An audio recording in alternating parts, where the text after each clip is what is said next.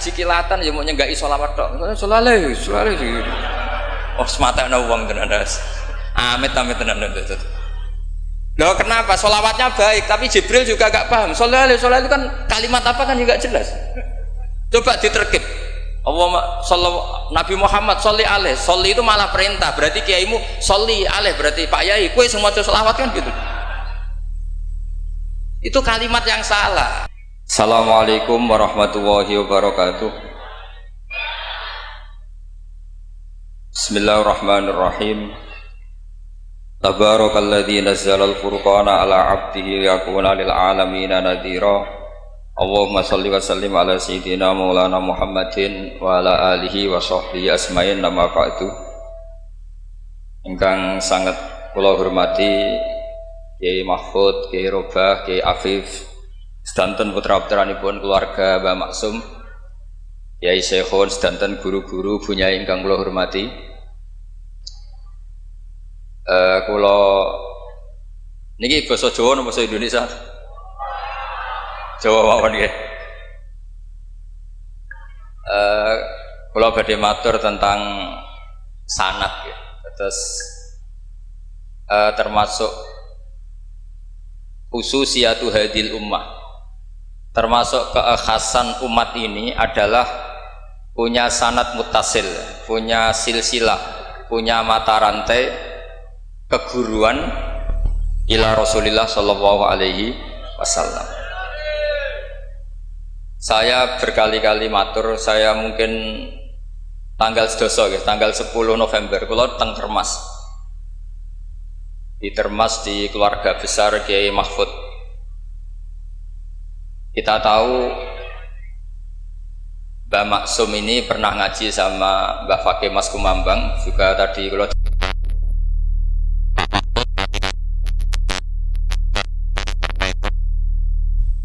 kok fisik nganggo hati tuh, ngomong fisik nganggo hati.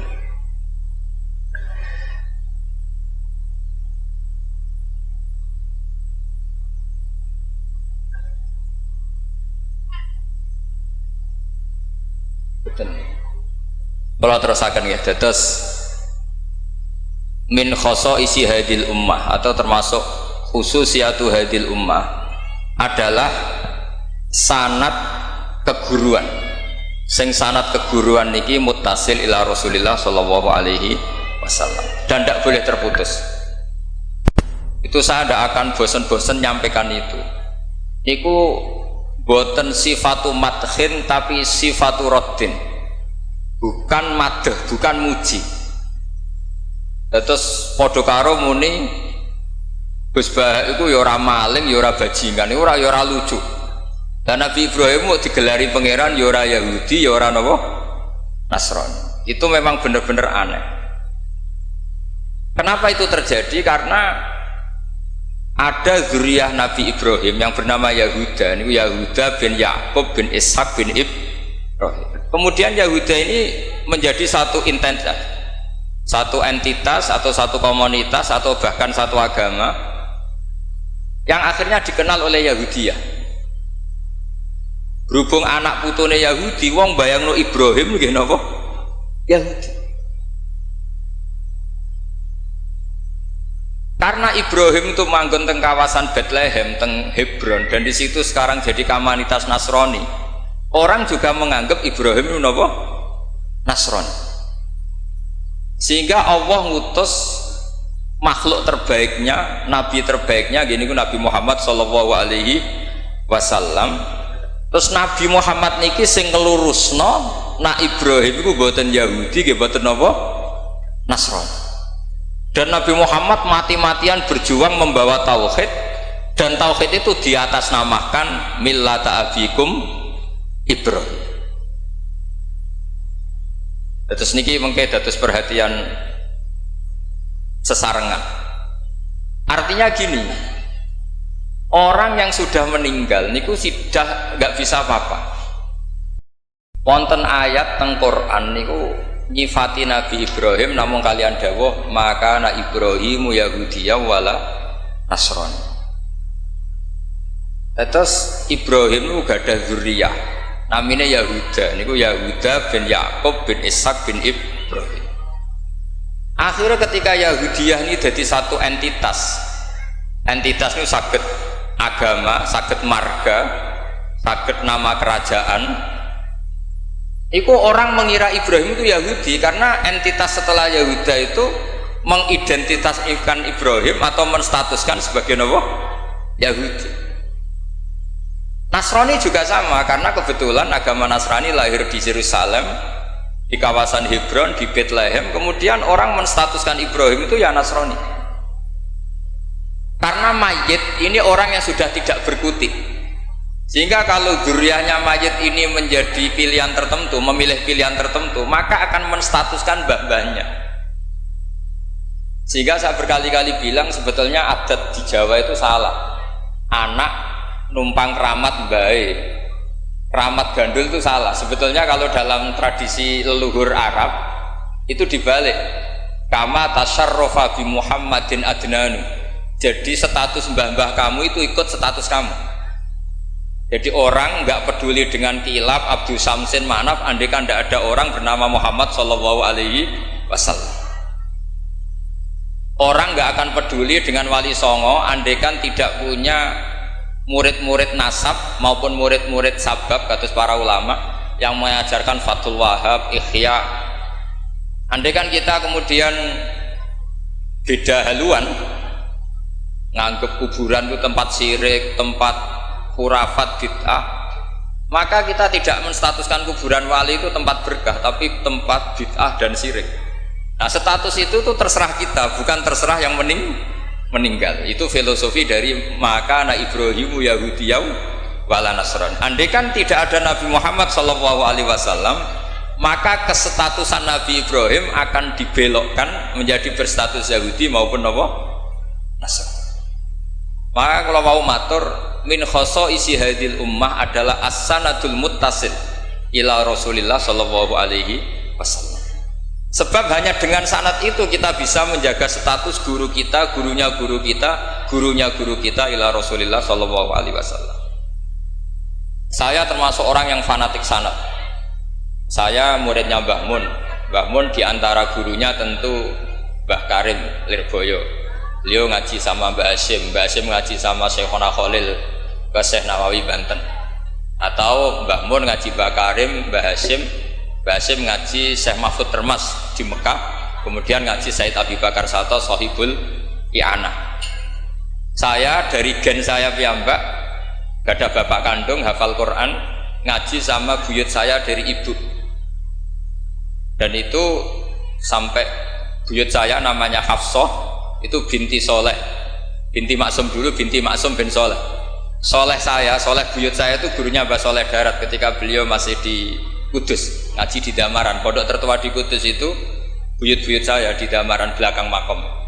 Jadi buyut saya kandung namanya Hafsah, punya anak namanya Sofia itu yang sampai saya, punya adik Badiah jadi ibunya Ki Sahal.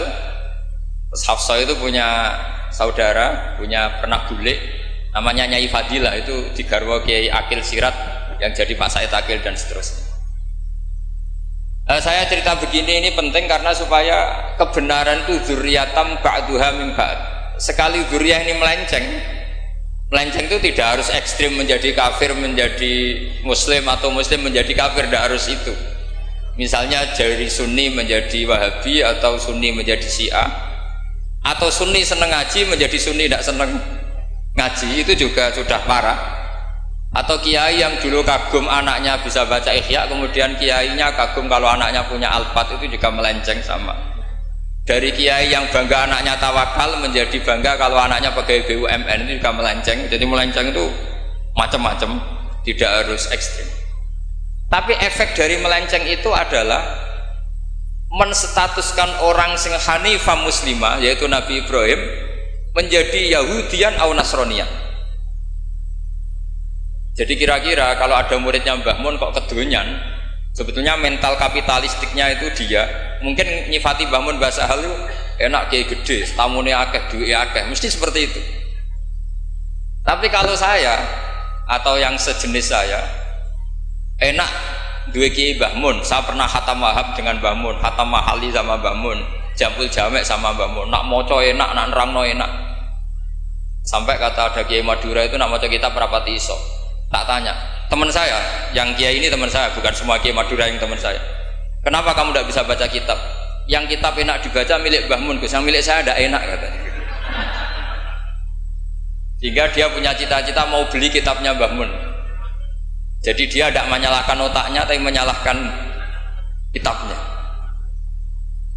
Setelah saya alim, saya sering baca kitab. Katanya dia, kitab jenengan tak beli 10 juta Gus, asal saya bisa baca kayak jenengan gitu. Khawatir saya masalah sanad itu, saya ulang lagi masalah sanad. Saya punya kitab banyak karangannya Mbah Hasyim Asy'ari, karena saya punya tulisan banyak tentang Mbah Hasyim. Mungkin bahkan yang belum didokumen oleh keluarganya, karena Mbah Hasyim dulu teman akrab buyut saya, namanya Raden Fauzan. Fauzan itu bin Maksum. Itu ketika kitab dulu itu silih-silihan, karena dulu beli kitab itu mahal. Dulu buyut saya buyut saya dari ibu itu dibelikan kitab, buyut saya dari bapak itu belikan ithaf, itu sampai jual sapi, saking mahalnya kitab. Sehingga saya masih ingat Mbah Sahal itu kalau belajar di geladak saya, itu tafsir Bedawi itu ada tulisannya Mbah Mukhid, ada tulisannya Ki Zubaidi, terakhir dipakai Kiai Sahal Mahmud. Jadi satu kitab dipakai sekian generasi, saking susahnya kitab. Terus dulu orang belajar itu ya serius. Qara'tu alas syekh. Jadi dulu itu murid baca di depan kiai, kemudian dibenarkan atau disalahkan. Sekarang enggak. Kiainya baca, muridnya ngantuk omongan sendiri, terus dengan bangganya merasa saya ini muridnya Mbah Mun, muridnya Gus Baha. Itu innalillahi wa inna ilaihi raji'un. Itu enggak benar seperti itu. Karena dia sebetulnya tidak mustakil. Kecelakaannya lagi, metode pelatihan bahasa Inggris, bahasa asing itu pakai metodenya ulama dulu. Orang kalau kursus Inggris itu dilatih disuruh ngomong sampai aksennya Inggris, konversasinya gaya Inggris, sehingga mereka pinter. Itu metode kita. Dulu nggak ada guru bacakan murid, itu udah ada murid bacakan guru. Makanya kenangannya Imam Syafi'i, qara'tu ala Malik al-Muwatta, saya membaca Muwatta di depan Imam Malik. Sehingga murid pinter apa goblok ini gurunya tahu. Nanti kalau bacanya bener terus disahkan jadi kiai. Karena nanti terus di rokokan ambil omong-omongan tetap jadi kiai. Padahal kiainya saja nggak tahu dia pinter, nggak tahu. Nah ini termasuk sanad yang mungkotek. Makanya saya ini nyesal senyesal-nyesalnya. Di tradisi pesantren sekarang ngaji sorogan itu jarang. Saya alhamdulillah sampai sekarang masih ada beberapa santri yang ngaji sorogan mahali sama saya, termasuk beberapa Gus Sarang masih sorogan sama saya. Karena Mbah Mun itu gak mau ngasih sanad kecuali sorogan. Jadi dulu saya ngaji sama Mbah Mun, cucu kandungnya Mbah Mun mau sanad mahali gak langsung Mbah Mun, harus lewat saya, karena Mbah Mun sudah tidak sorogan mahali karena sudah sepuh. Nah pentingnya sorogan itu, orang mustakil, murid ini mustakil, bacanya apa ini mustakil. Jangan sampai ngalami misalnya ada murid tanya, Gus, walam tarjiman itu maknanya apa? Saya yang kecelok orang alim saja nggak tahu maknanya lam tarjiman. Setelah tak lihat ternyata di bab khed walam tarodaman, dia baca langsung lam tarjiman. ya bingung. Kok saya sampai apa? Madatul kalimah dari apa? Mustaknya apa? Soroknya? Akhirnya saya coba kitabnya tak lihat, ternyata walam taro daman, dia bacanya langsung lam tarjiman. Itu banyak sekali. Nah makanya saya mohon lah di dukun ini, orang-orang yang alim atau ustadz alim itu harus tetap ada tradisi ngaji sorogan, terutama bagi khiyaru ahli, orang-orang pilihan. Dulu sahabat ngaji Rasulullah Quran itu ya sahabat yang baca. Dulu saya ngaji Quran, setor Quran min awali hatta akhiri, ya saya yang baca. Beberapa kali saya baca kitab di depan Mbah Mun, di depan Gus-Gus, di depan kiai-kiai saya. Jika kiai dulu itu tahu ini sudah alim, ini belum, ini setengah alim, ini setengah waras, ini tidak waras, itu tahu. Karena kelihatan sekali, tingkat naifnya itu kelihatan sekali. Misalnya ada anak baca misalnya begini, An Abdillahi bin Amrin, Itu gurunya pasti tahu. Lho Cung kok Amrin ada wawunya, berarti bener. Misalnya An Abdillahi bin Umaro, itu gurunya langsung tahu. Nah sekarang itu enggak. Murid itu hanya mendengarkan, sehingga kadang-kadang ada orang itu baca Ibnu Ubay bin Ka'ab, itu dibaca Ibnu Abi, anaknya bapak ini cenrak kowe Cung. Jadi ini kecelakaan seperti ini nggak boleh terjadi. Ada lagi murid yang tanya gini, ini setengah pinter tapi ya setengah goblok. Saya pernah sorogan fikih ditanya, tidak boleh nikahi zaujatul ab. Saya ulang lagi ya. Wala tangkihu manakaha abaukum minan nisa illa ma qad salaf. Tidak boleh menikahi istrinya bapak. Itu orang Jawa langsung protes, Gus, bojone bapak rak ibuku.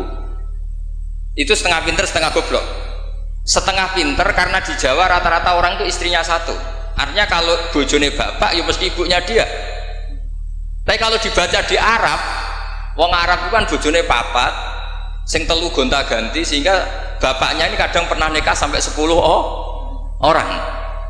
Paham ya? Orang Arab, mungkin orang Jawa Timur ya rodok Arab, banyak kiai yang istrinya ada satu kan. Nah sebetulnya orang Jawa Timur yang paling tidak eskal karena kaulang lagi ya. Sehingga dia tanya, Gus, bojone bapak ora ibu, mosok wong kok dilarang kawin bojone bapak? Yo mesti wae ra bakal wong bojone bapak iku ibu. Dia protes, kenapa harus dilarang wong karuan ndak mungkin terjadi. Tak terangno. Kalau orang Arab kan mungkin, yaitu bojone bapak satu ibu kamu, dua Sri, terus Wahyuni atau siapa. Ini orang yang pernah dinikahi bapak kamu itu haram kamu nikah. Nah berhubung dia orang Jawa, bojone bapak itu mesti ibu, karena ibu istrinya satu. Nah itu setengah pinter setengah goblok. Setengah pinternya bisa bantah, agak cerdas lah, bisa usul gitu. Setengah gobloknya itu sebetulnya ketika dengan ibunya itu bahasa Arabnya bukan zaujatul ab tapi ummuka. Kamu tidak boleh menikahi ummuka. Jadi bukan dimasukkan zaujatu abika. Jadi kalau dalam bahasa fikih itu status yang dipakai status terdekat. Jadi misalnya saya menghukumi ibu saya ya ummi, itu ibu saya. Tapi ketika istrinya bapak yang lain harus distatuskan zaujatu abika. Itu tidak bisa, kalau orang nggak sorogan itu tidak bisa. Nah kalau orang-orang NU, orang-orang pesantren saja sudah ada alim, apalagi yang di luar kita. Karena tadi sanad ini sudah mulai mengkotak, ini sudah agak kecelakaan betul. Dulu Imam Malik tuh ngaji di depan Imam Malik ngaji di depan Imam Zuhri, ya sorogan. Imam Syafi'i ngaji di depan Imam Malik, baca muwatta khatam benar semua. Terus qad ana laka antuftiya, ana itu sudah saatnya kamu iftah, karena baca min awali hatta akhiri benar semua. Masih ngaji sama Sufyan bin Uyainah, masih ngaji sama Sufyan As-Sauri, terakhir beliau ngaji sama Muhammad bin Hasan As-Syaibani di Irak. Itu semuanya yang baca Imam Syafi'i, sak logikanya. Terakhir dites begini Imam Syafi'i, sama sih, saya termasuk sering baca kitab Risalatus Syafi'i. Saya sering baca kitab sering baca kitab Risalatus Syafi'i. Itu dites begini.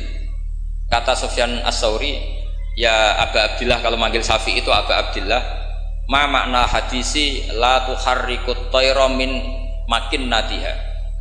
Gurunya yang satu tidak baca makin natiha tapi min wakanatiha. Jangan gerakkan burung dari sangkarnya. Kalau sampai yang dibedai mesti jawab ini, kurang penggawean apa, ngubrak-ngubrak manuk kan gitu. Tapi Imam Syafi'i dengan fasihnya menerangkan orang Arab itu kalau mau pergi itu tatoyur itu pakai ukuran terbangnya burung. Nak digusah terbang ke kanan ila aimana berarti alamat baik. Kalau berterbang as'ama atau aisaro berarti buruk. Itu kalau ada burung di hutan terus digusah. Kalau nggak ada burung di hutan, dia memang nyimpan burung, diletakkan di kurungan, tapi kurungannya dibuka terus diubrak. Nak terbangnya nganan baik, kalau ke kiri buruk. Makanya disebut di Quran innama ta'irukum ma'akum inna tatoyarna bikum, karena yang dipakai ukuran itu toir itu sesuatu yang terbang. Itu Imam Syafi'i langsung paham. Adatul Arab kalau mau pergi itu melihat terbangnya burung. Sehingga makna hadis la tuharrikut tayra min makinnatiha, jangan mentaklekkan barokah tidaknya pergi berdasar terbangnya burung, tapi berdasar pergi kamu itu fi taatillah atau fi maksiatillah. Nangis gurunya, padahal masih Imam Syafi'i umur 15 tahun. Wong kok pintere ngono. Makanya terus sampai dipuji-puji. Saya punya keyakinan kalau nanti fata min Quraisyin yamla utibaqal ardi ilman tuh kamu. Padahal teksnya hadis hanya gitu, jangan gerakkan burung dari sang. Itu dulu mungkin orang alim sampai seperti itu mungkin. Karena ngajinya sorokan, mustaqil. Saya beberapa kali dites Mbah Mun, hak cara kowe naib Indonesia itu fasik ta ora? Ora dijawab fasik ya rodok fasik untuk mel-melan terus. Nak dijawab fasik padha karo ngukumi nek kae wong sak Indonesia agak sah mergo waline napa? Nah, kula pengalaman karena kula sering ngaji sama Mbah Mun pengalaman. Jenengan ra kepengin nek kae wong sak Indonesia sah. Iya aku kepengin sah. Nak ngoten tak hukumi mboten fasik. Itu Mbah Mun sewenengnya saya sampai diambung itu ya bilang gitu. Cara wong Arab nak seneng diambung bombonan. Kowe muridku tenan kata. Karena itu memang jebakan. Jadi ya sudah seperti itu. Itu mungkin kalau ngaji sorokan. Tapi nak ngaji kilatan ya mau nyenggai sholawat tok. Sholale. Oh semata ana wong tenan. Amit tenan. Loh kenapa? Sholawatnya baik, tapi Jibril juga gak paham. Sholale itu kan kalimat apa kan juga jelas. Coba diterkip. Nabi Muhammad sholli alaih. Sholli itu malah perintah. Berarti kiaimu sholli alaih, berarti Pak Yai kowe semua sholawat kan gitu. Itu kalimat yang salah. Iya, waqala Rasulullah sallallahu alaihi wasallam. Terus muridnya muni sholli alaih, berarti kan kalau dimaknani kan sholli maca sholawat sira Pak Kiai. Ali ngatasin mun jenengan mawon sing maca sholawat. Nah, berhubung itu bahasa Arab gak ketara salahe kan gitu. Adat-adat ngono iku mareni gitu. Itu naif. Mestinya kan qala Rasulullah sallallahu alaihi itu sholat alaih lah, paling enggak ada dhamir mustatir yang kembali ke Allah. Ya kalau terus muridnya bilang apa? Sholli alaih, coba sampean maknani sholli alaih. Sholli ya syekh alaihi ala nabi. Kacau enggak kira-kira andai kan dengar orang yang ngerti itu. Tapi alhamdulillah banyak yang enggak tahu sehingga ya alhamdulillah. Makanya saya berkali-kali muji orang bodoh itu barokah. Mergo ora ora salah wong. Jadi penak weh. Kalau saya tangisan, nak pondok gede weh salah oleh maca sholawat mulai sing pondok cilik. Sing ditunggoni ahlul ilmi, maksudnya pondok gede sing notabene ditunggoni ahlul ilmi saja salah apalagi. Jadi dulu tuh orang itu pinter sekali karena ngajinya sorokan. Sahabat ya gitu. Sahabat tuh kalau nggak paham ya tanya Nabi, karena logikanya Nabi kadang nggak nyambung sama logika sahabat. Misalnya begini, al-qatil wal maktul finnar, yang bunuh maupun yang dibunuh. Saya baca lengkapnya. Idzal taqal muslimani bisayfihima fal qatil wal maktul finnar. Jika dua orang muslim perang sama-sama membawa pedang, maka yang bunuh maupun yang dibunuh di neraka. Sahabat tuh iskalnya hadza al qatil. Oke lah kalau qatil finnar, kalau pembunuh di neraka normal ya Rasul. Fama balul maktul. Lalu dosanya yang terbunuh apa? Wong dia korban, dia maktul, dia dibunuh. Jawabannya Nabi, innahu kana harison ala qatli sahibi. Dia sebut maktul, oke, dia maktul, tapi mentalnya qatil. Artinya gini, yang terbunuh itu mentalnya qatil apa maktul? Qatil, karena dia saat tempur tentu inginnya membunuh. Artinya maktul itu status fakta, tapi status mentalnya qatil. Itu hebatnya Rasulullah. Ya ketika ada orang sama-sama bawa pedang duel itu mentalnya semuanya qatil. Cuma yang satu nasibnya maktul. Nah, maktul ini status nasib apa status niat? Status nasib, niatnya dia tetap qatil sebagai pembunuh. Jadi segampang itu Rasulullah menjelaskan karena tadi ada sorogan. Jika Nabi setiap ngaji sama sahabat, aro'aitakum hadhi, aro'aita kadza, aro'aitukum kadza. Nah, ini terakhir, qadhiyah saya terakhir tak terangkan. Nah, sehingga Quran, ini kembali ke sesuatu yang saya tekuni. Sehingga Quran itu mengajak orang itu berdialek, dan sering ada kata aruni, kul aro'aitum. Kenapa demikian? Karena nggak boleh orang itu menerima ilmu itu karena dicekoki guru. Dia harus bisa berpikir sendiri. Jika Allah kalau ngendikan, nggak apa-apa selain saya sebagai Tuhan, nggak apa-apa kata Allah. Kamu bilang Yesus Tuhan nggak apa-apa, Fir'aun Tuhan nggak apa-apa. Tapi kata Allah, aruni madza khalaqu minal ardi. Tapi tolong tunjukkan ke saya prestasinya Fir'aun apa? Apa ketika saya bikin langit dia ikut menciptakan langit? Apa ketika saya bikin bumi dia ikut menciptakan bumi? Aruni madza khalaqu minal ardi am lahum syirkun fis sama. Sehingga orang terus mikir, kalau Fir'aun Tuhan, Yesus Tuhan, atau siapa saja yang selain Allah dianggap Tuhan, lahirnya di mana? Oh, Yesus lahir di bumi. Bagaimana mungkin lahirnya di bumi tahu-tahu menuhani bumi? Fir'aun ketika merasa Tuhan, Musa ditanya, Tuhan kamu siapa? Rabbus samawati wal ardi, yang nuhani langit dan bumi. Terus kata Fir'aun, ya Haman ibn Li sorhal la ali abluhul asbab. Sudah, saya mau bikin piramida, mau lihat Tuhannya Musa. Terus soal di bumi kata Fir'aun, ma'alim tulakum min ilahin wiri. Saya jalan-jalan kemana-mana, setahu saya yang dituhankan saya, kata Fir'aun. Nabi Musa ganti argumentasi bilang, Rabbukum wa rabbu abaikumul awalin, yang nuhani nenek moyang kamu. Itu semua hadirin langsung sadar, iki nak Fir'aun pangeran, buyute radi pangeran, kan pangerannya datang terlambat. Kan Fir'aun punya bin. Wong Fir'aun itu nama gelar kayak Hamengkubuwono. Fir'aun 1, Fir'aun 2, Fir'aun 3, Fir'aun kan begitu. Makanya zaman Nabi Yusuf itu rajanya juga namanya sudah Fir'aun. Zaman Nabi Musa juga Fir'aun, karena itu gelar. Artinya begini, kalau Fir'aun itu Tuhan, berarti mbah-mbahnya tanpa Tuhan, karena Tuhannya datang terlambat. Itu dilatih. Sehingga Quran itu sering ngendikan aruni, aro'aitum, itu diulang-ulang. Ngaji sorogan itu pentingnya ya seperti itu. Santri akan tahu ini bacanya yajibu apa yajubu. Kalau di hadis al-Islam yajubu ma qablah, mergo maknane yaktok. Jadi ketika ada seorang sahabat lama sekali kafir dulu, ketika Islam dia ngeluh, ya Rasulullah setelah saya Islam apa dosa saya zaman jahiliyah diampuni? Terus Nabi ngendikan al-Islamu yajubu ma qablah. Itu bacanya bukan yajibu tapi apa? Yajubu ayaktau. Nah kalau pas ini kamu baca yajibu kan, al-Islamu te Islam yajibu, pusing kamu. Itu kalau gak sorokan gak bisa. Jadi saya mohonlah sanad ini gak boleh hilang, karena yang punya khazanah kealiman itu kita itu maksudnya pesantren. Kalau kita saja tidak alim, apalagi di luaran kita. Ini bukan urusan suudzon atau menstigmasi, enggak. Yang menyediakan itu kita. Di luar kita malah pakai terjemah, pakai paling KHI lah, kompilasi hukum Islam. Yang masih pakai teks Ihya Fathul Wahab itu kita. Karena Fathul Wahab Ihya dikerdusi nganti sawangan.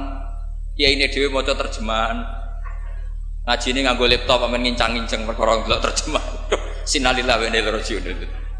Itu bukan apa-apa, sebenarnya orang ndak alim itu ndak apa-apa, ndak dosa. Tapi kan masalahnya sing ra alim ta yo gayane kok wong alim. Itu semani masalah kan itu. Orang aku bodoh kan yo ora gelem kan. Dulu itu ndak seperti itu.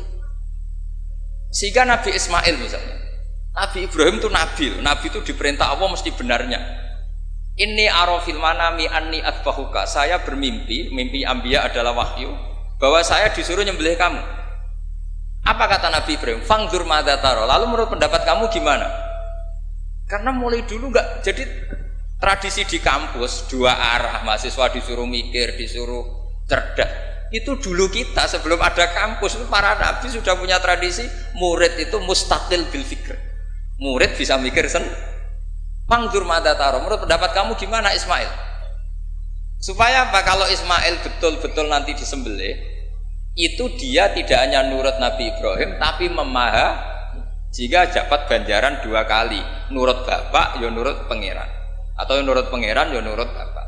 Fanzur madza tara. Qala ya abatif almatu. Jadi tidak mentang-mentang Ismail, aku dikongkon pangeran nyembelih kowe. Ayo nang tak sembelih. Tak oleh bantah, nurut. Tidak ada seperti itu. Lagi-lagi yang ada itu di ngaji sorogan.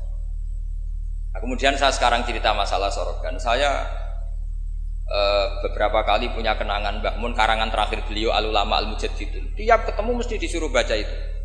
Sampai saya pas haji sama beliau ya baca itu di Tujami Bari Rasulillah. Ketika saya di Sarang ya Syawal ya baca itu. Sampai kitab itu untuk murid-muridnya identik dengan saya karena saya sering, bahkan di kitab saya paling banyak oret-oretan tulisan tangannya Mbah Mun karena beliau tahu kalau saya menekuni kitab itu, tinggal beliau senang sekali. Termasuk begini pertanyaan saya. Menurut Imam Syafi'i, zakat zuro itu kan hanya yang muqtad, kayak makanan pokok lah, kira-kira kayak padi kalau di Indonesia. Tapi Mbah Mun dulu itu sering guyon gini. Petani itu saake jare. Wis macul terus gegere kaya akik wajib zakat. Petani cengkeh kakao sugih-sugih ra wajib zakat. Mergo sing ditandur mboten apa? Muqtad atau tidak kut. Oke ngono iku terus piye? Kayake gak adil. Mbah Mun itu hanya guyon-guyon gitu. Mulai guyon petani kaya gegere kaya akik kaya apa gitu. Terus suatu ketika tanya saya, "Cara kowe wajib gak?" Ya nek jenengan muni wajib, kula muni wajib, nak mboten nggih mboten, wong kula murid temen. Terus jare Mbah Mun, "Ora iso kowe kudu melok nak muni wajib ya kowe dhewe aja ngelok-ngelokno aku." Dulu saya iskal saya itu ini piye to kok gak tanggung jawab atas saya gitu. Dan di kitab itu ditutup dengan kalimat fa'ala man huwal qudwah li hadhil ummah ay yuftiya bima huwal aslah li hadhil ummah. Jadi orang menjadi panutan umat harus berfatwa sesuai al aslah li hadhil ummah. Saya masih tanya lagi, "Lho al qudwah li hadhil ummah iku jenengan?" "Iya ya aku, tapi kayak kudu mikir dhewe." Terus tak tanya lagi, "Ma huwal aslah li hadhil ummah iku wajib napa mboten? Kakao cengkeh niku sida wajib zakat napa mboten?" Yo karek kue. Nah dulu saya iskal. Sampai malam mau haji itu saya masih ditimbalin, masih diskusi kitab itu. Ini kitab ini tak bawa, kitab Al-Ulama Al-Mujaddidun. Ternyata kesimpulannya apa? Fatwa itu nggak boleh hanya gurunya paham, muridnya tidak. Akhirnya saya tanya gini, ya Syekhona, ketika seseorang itu syafi'i dan dia seorang mufassir, hal yataqayyadu bimadhabi imami amlah. Misalnya gini, kan dalilnya Yusuf Qardawi yang ngutip Ibnu Katsir kan semua tanaman wajib zakat, termasuk kakao, cengkeh, apa saja, termasuk khodrowat, fawakih, athmar, simar, semuanya wajib zakat. Dalilnya adalah mimma akhrajna lakum minal ard. Ma itu umum, apa saja. Ya pertanyaan saya ke Mbah Mun, apakah seorang mufassir itu terikat madhab imamnya sehingga ma yang umum menjadi hanya yang muqtad? Apa tetap bebas karena ma itu umum? Terus ya beliau mau gejol-gejolkan ya, tapi yang beliau sempat komentar al-fawakih wal khodrowat sekarang aksaru iktisodian secara ekonomi lebih prospek, harusnya wajib zakat. Nah saya kenapa cerita panjang lebar ini supaya jangan sampai pondok-pondok yang belajar Fathul Wahab, belajar Ihya, belajar Fathul Mu'in, kemudian kita dianggap orang yang antisosial. Petani melon kaya, petani tebu kaya, sudah kaya tidak wajib zakat karena yang ditanam tidak kut. Petani pari wis melarat, utangan hanya karena yang ditanam apa? Kut atau muqtad wajib zakat. Lalu kata dunia kan terus piye toh kiai? Nah ini saya mohon sekali itu murid-murid bisa memahami kalau kita itu mendiktekan pikiran kita. Nah dulu Imam Syafi'i cara belajar seperti itu. Imam Syafi'i itu dulu senengnya sama orang miskin tak ngamek karena sifatnya Nabi wa yuhibbul fuqara wal masakin terus wa yajlisu ma'ahum wa yaruddu mardahum. Wa yuhibbul fuqara wa yajlisu ma'ahum wa yaruddu mardahum terus. Dia ketika di Mekah miskin, di Madinah mulai gundah. Imam Malik itu gaya orangnya. Jadi kalau duduk di kursi tinggi, babutnya itu empuk. Beliau mulai iskal, ini kiai kok kaya raya.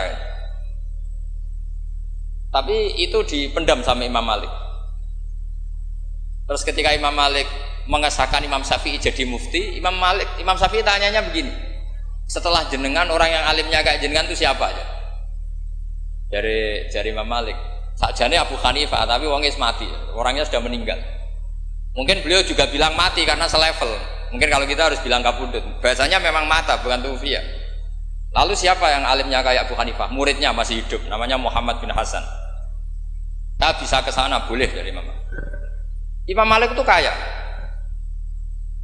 uangnya banyak, tapi beliau rumahnya ngontrak. Jadi kiai mulai dulu lebih seneng uang cash daripada apa?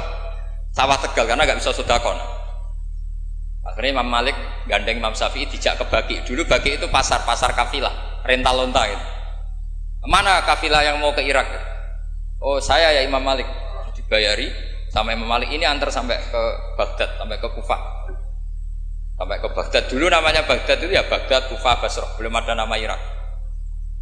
Terus Imam Syafi'i disangoni uang tuh banyak, pernah saya hitung tuh sekitar hampir 40 juta, karena 1 dinar kan sama dengan 4,25 gram, ada yang mengatakan 4,20 gram. Nah saya hitung tuh sekitar 40 juta. Imam Syafi'i mulai iskal, kiai iki melarat sing tak belor atau nyangoni, kiai sugih nyangoni terus. Mulai rubah pikirannya. Ternyata kiai sugih itu ya manfaat gitu loh. Dulu dia pengagum kiai melarat karena zuhud, bebas hisab, jadi hisab apa nih ora dipopo kan itu. Terus bareng ngaji di Irak, di Baghdad itu, di Kufah, karena dulu itu satu kawasan. Ini perlu saya sampaikan, jadi dulu Kufah itu bukan nama kayak sekarang, Baghdad, Irak. Jadi saya beri contoh sedikit ya, perubahan bahasa. Dulu yang namanya Israel itu kalimatun madkhin, karena Israel maknanya hamba Allah. Jika ada ayat wa anni faddaltukum alal alamin, Bani Israel. Sekarang enggak, Israel sekarang itu nama nation, sebuah negara. Di situ ada Zionis, ada turunan Eropa, turunan Amerika yang jahatnya minta ampun sama Palestina. Sehingga Israel yang ini bukan wa anni faddaltukum alal alamin. Jadi itu perubahan bahasa. Dulu yang namanya makruh itu faqal haram. Itu yang disebut Allah walakinna wa habbaba ilaikumul iman wa zayyanahu fi qulubikum wa karraha ilaikumul kufra wal fusuqa wal isyan. Jadi kalau dulu Imam Syafi'i ngendikan akrahu kadza, maknanya uharrimu kadza asyaddat tahrim. Karena akrahu maknanya itu faqal haram. Tapi sekarang di definisi fikih makruh itu dunal haram, kayak rokok itu namanya makruh. Jadi kalau bahasa dulu kamu maknani sekarang, kafir itu makruh. Kalau bahasa dulu, dia hukumnya kafir, makruh. Hukumnya syirik, makruh. Karena maknanya makruh itu dibenci. Tapi tahu-tahu ada istilah modern, makruh itu dunal haram, sesuatu di bawah haram namanya apa? Itu kamu nggak boleh terjebak bahasa itu. Dulu namanya Kufah itu satu entitas. Jika Ibnu Abbas pernah nasihati Said Husain, Al-Kufah la tafi, wong Kufah itu ora tau jujur. Karbala juga gitu, dulu satu entitas. Makanya Said Husain ngintikan ini daerah mana? Karbala, ini Karobun wa Balaun. Nah sekarang terus jadi satu nama. Dulu Mesir itu gubernuran dipimpin Sayyidina Umar dari Medina. Mesir itu provinsi, Syria juga apa? Provinsi, semuanya provinsi. Sekarang jadi negara. Saya teruskan. Ketika ngaji di Muhammad bin Hasan Asy-Syaibani itu pas beliau di ruang tamu itu ngitung lantaan emas. Jadi emas itu lantaan banyak. Dari satu peti dipindah ke peti lain. Terus sekarang mungkin kiai ngitung dolar. Dolarnya banyak. Jadi kesunatan kiai kalau ngitung uang itu menurut saya di ruang tamu. Kalau ada santrinya. Ben santri ini ra kepikiran nyalami template. Gara-gara kiai ini duwe akeh mbok melarat itu udah tak kepikiran santri ini nyangoni kan. Itu Muhammad bin Hasan Asy-Syaibani kalau ngitung uang itu di ruang tamu. Banyak lagi emas lantaan.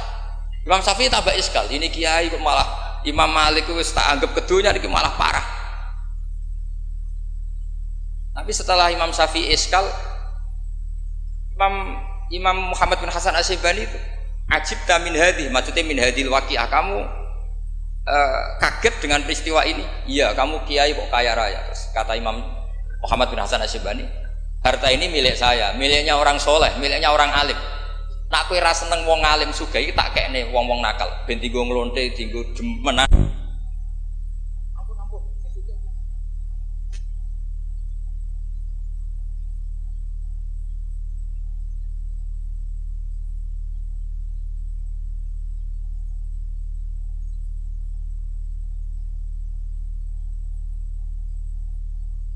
Islam kuat beli kuda, kok beli khimar haram. Mergo al-Islam ya'lu wala ya'la. Jadi kira-kira kalau sekarang orang Islam kuat beli Innova, kok numpak beli carry butut itu haram karena dzillah. Itu kehinaan. Semenjak itu Imam Syafi'i itu pinter. Pinter dia. Iya. Nak kiai tak haramno sugih. Terus sing sugih wong fasik yo repot dunya. Kiai tak haramno jabat, sing jabat wong fasik, amen pedang lindungi tempat-tempat mak. Iku ya terus repot. Nah, sanad itu sampai Imam Ghazali, termasuk yang tak baca kak saya ketika bela Mbah Mun al-intisar lima dzaifi syaihina itu saya bela diantara adalah ulama harus punya pangkat supaya otoritas itu dimiliki orang soleh. Terus wa amal izu wal jafa bihi ma yadfaul insan anafsi adil terus. Ada yang baca fabihi, kalau fabihi dhamirnya mufrad. Semenjak itu kakak saya pernah wakil bupati, Eropa pernah bupati, Gus Yasin putra Mbah Mun wakil gubernur. Itu panjang, sanad pemikiran seperti itu tuh panjang. Kalau kiai tidak boleh jabat, ya biar yang jabat orang fasik. Nanti perdanya menguntungkan ahlul fiqih dan seterusnya dan itu ulama dulu bisa menerangkan dan memahamkan pada murid-muridnya karena ngajinya soro. Sekarang enggak ngaji ya kayak seperti ini. Makanya saya diundang itu termasuk kiai paling sulit diundang. Wis masyhur. Andai kan kiai Roba tidak datang ke saya sendiri, mungkin saya tidak datang. Wis tenang yakin sekolah datang. Saya itu hanya mau datang ke pernah sepuh. Ternyata pernah sepuh ya banyak, jadi wah mata nobong itu. Nah nanti itu kalau kiai siapa itu? Kiai Jamal itu kan iparnya Basal itu sepupunya Mbah saya. Mbah Jamal itu abahnya Gus Rosin. Saya tiap bulan kan ngajar di pondoknya Mbah Sahal. Karena memang sepupunya Mbah saya. Kemarin di Termas, jadi pernah sepuh ternyata banyak. Makanya ini yang nom-nom tuh haram undang saya, ini sudah tak maklumatkan. Karena logikanya jelas lah, aturan santri itu hormat mbek sing sepuh. Nah, kiai nom ngundang aku itu dosa. Mergo ngatur sing luwih tuh, wah. Jelas itu jelas dosa, cara fikih jelas dosa. Apa meneh nom kalah pinter tambah dosa ngatur wong alim. Wes jelas cara fikih seperti itu. Kamu nggak boleh bantah hukum. Nah kira-kira hukumnya gimana? Wong bodoh ngatur wong alim, kira-kira hukum gimana? Kira-kira dosa ndak? Dosa, yakin dosa. Jadi sanad ilmu itu terjaga sampai seperti itu. Ada dialek. Akhirnya Imam Ghazali menulis di kitab tentang syukur, juga di kitab masalah salatin. Jangan kira Nabi setelah jabat, yaitu menguasai Mekah dan Medina, itu pahalanya kalah ketika Nabi yu'dha wa yudrok, ketika Nabi disakiti. Kenapa begitu? Nabi ketika disakiti, diusir di Mekah, ganjarannya Nabi tetap hanya sabar tok. Oke, sabar itu mendapat pahala. Tapi ketika Nabi kuasa, maka ganjarannya Nabi bukan lagi sabar, tapi mengatur Mekah supaya la yatufu bil bait uryanun wala kadza wa kadza. Ka'bah harus steril dari berhala. Ka'bah nggak boleh ada orang telanjang tua. Artinya apa? Dengan Nabi berkuasa bisa menertibkan aturan yang menguntungkan syariat. Artinya apa? Ya sudah seperti itu. Semenjak itu terus Imam Syafi'i, wah nak ngono wong Islam ora oleh kalah. Ya terus keterusan tadi di fatwa-fatwa fikih apa? Syafi'i. Nah semenjak itu terus mungkin Kiai jabat dulu Mbah Hasyim punya putra Gus Wahid di Menteri apa? Agama. Karena menjaga madzhab ahli sunnah apa?